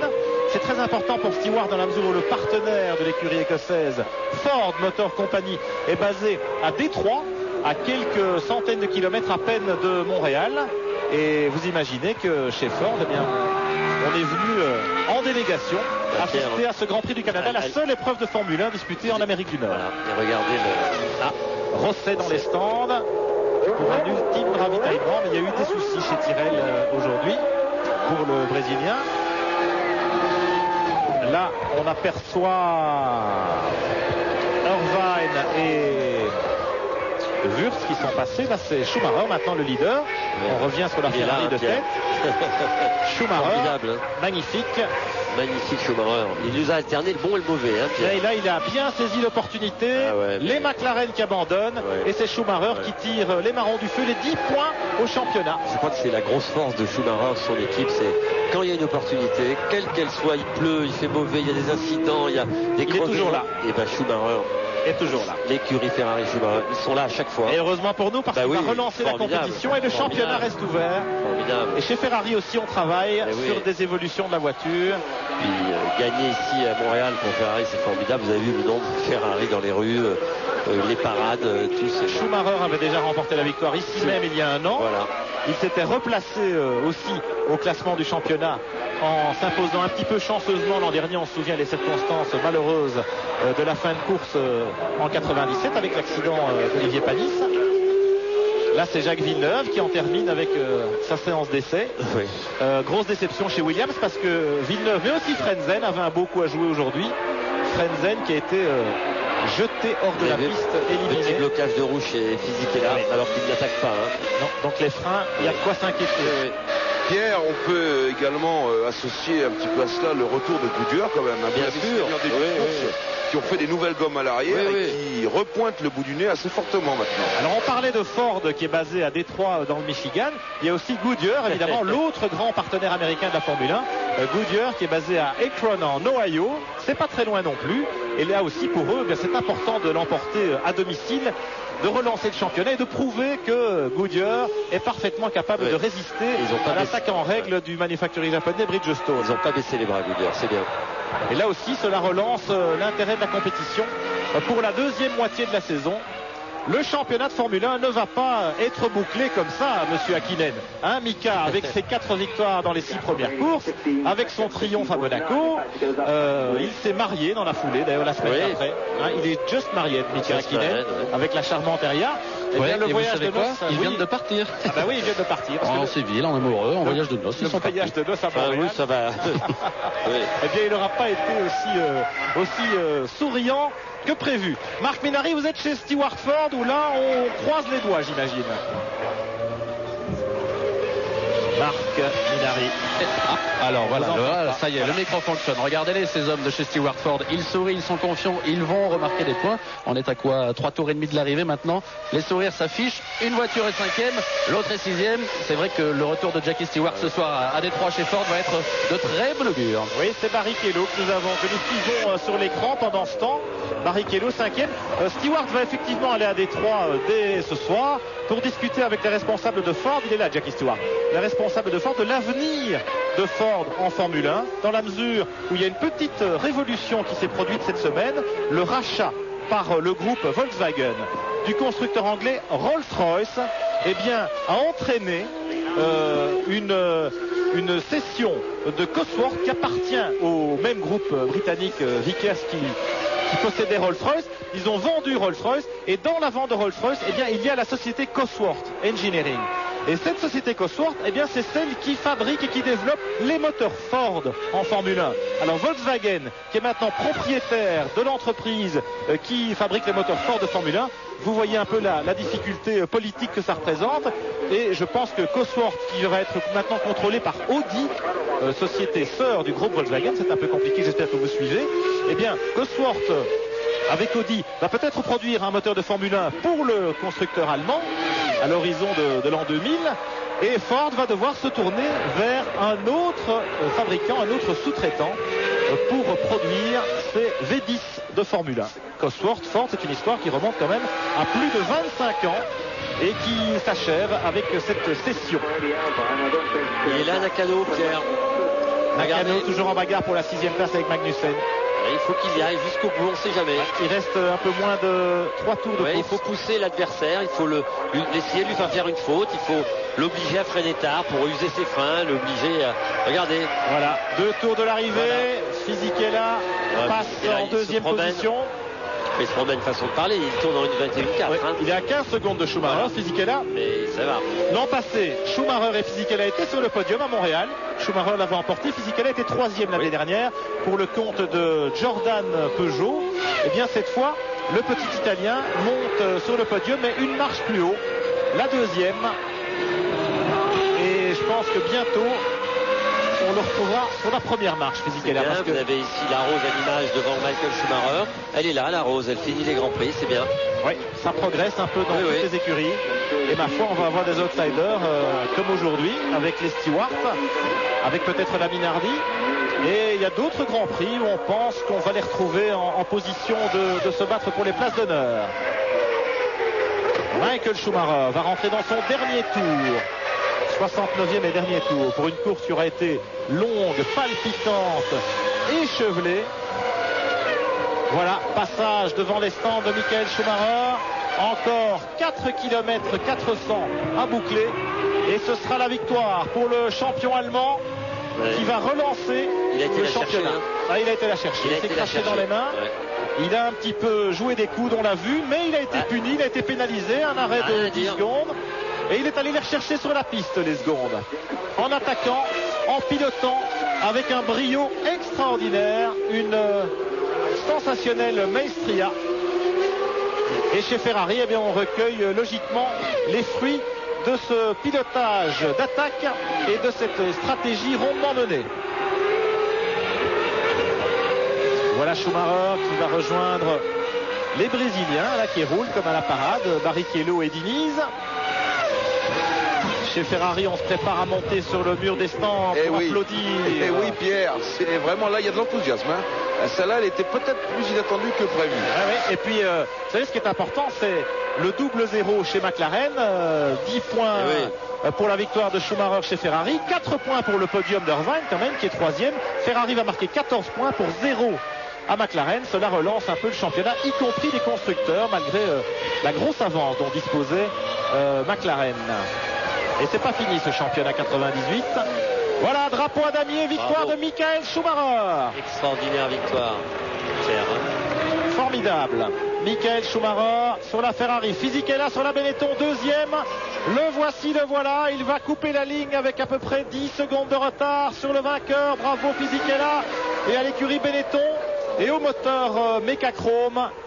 Né Renault V10, 3e Eddie Irvine sur l'autre Ferrari, 4e Wurz et l'autre Benetton, 5e et 6e les deux Stewart Ford de Barrichello et Magnussen. Voilà le classement final de ce Grand Prix du Canada. Le classement du championnat du monde s'est relancé avec 46 points pour Hakkinen, 34 pour Schumacher 2e, 29 pour Coulthard 3e. Dans un instant, vous avez rendez-vous avec Claire Chazal pour le journal. Et puis, nous reviendrons à Montréal au pied du podium de ce Grand Prix du Canada. Mais à tout de suite, donc, pour le journal.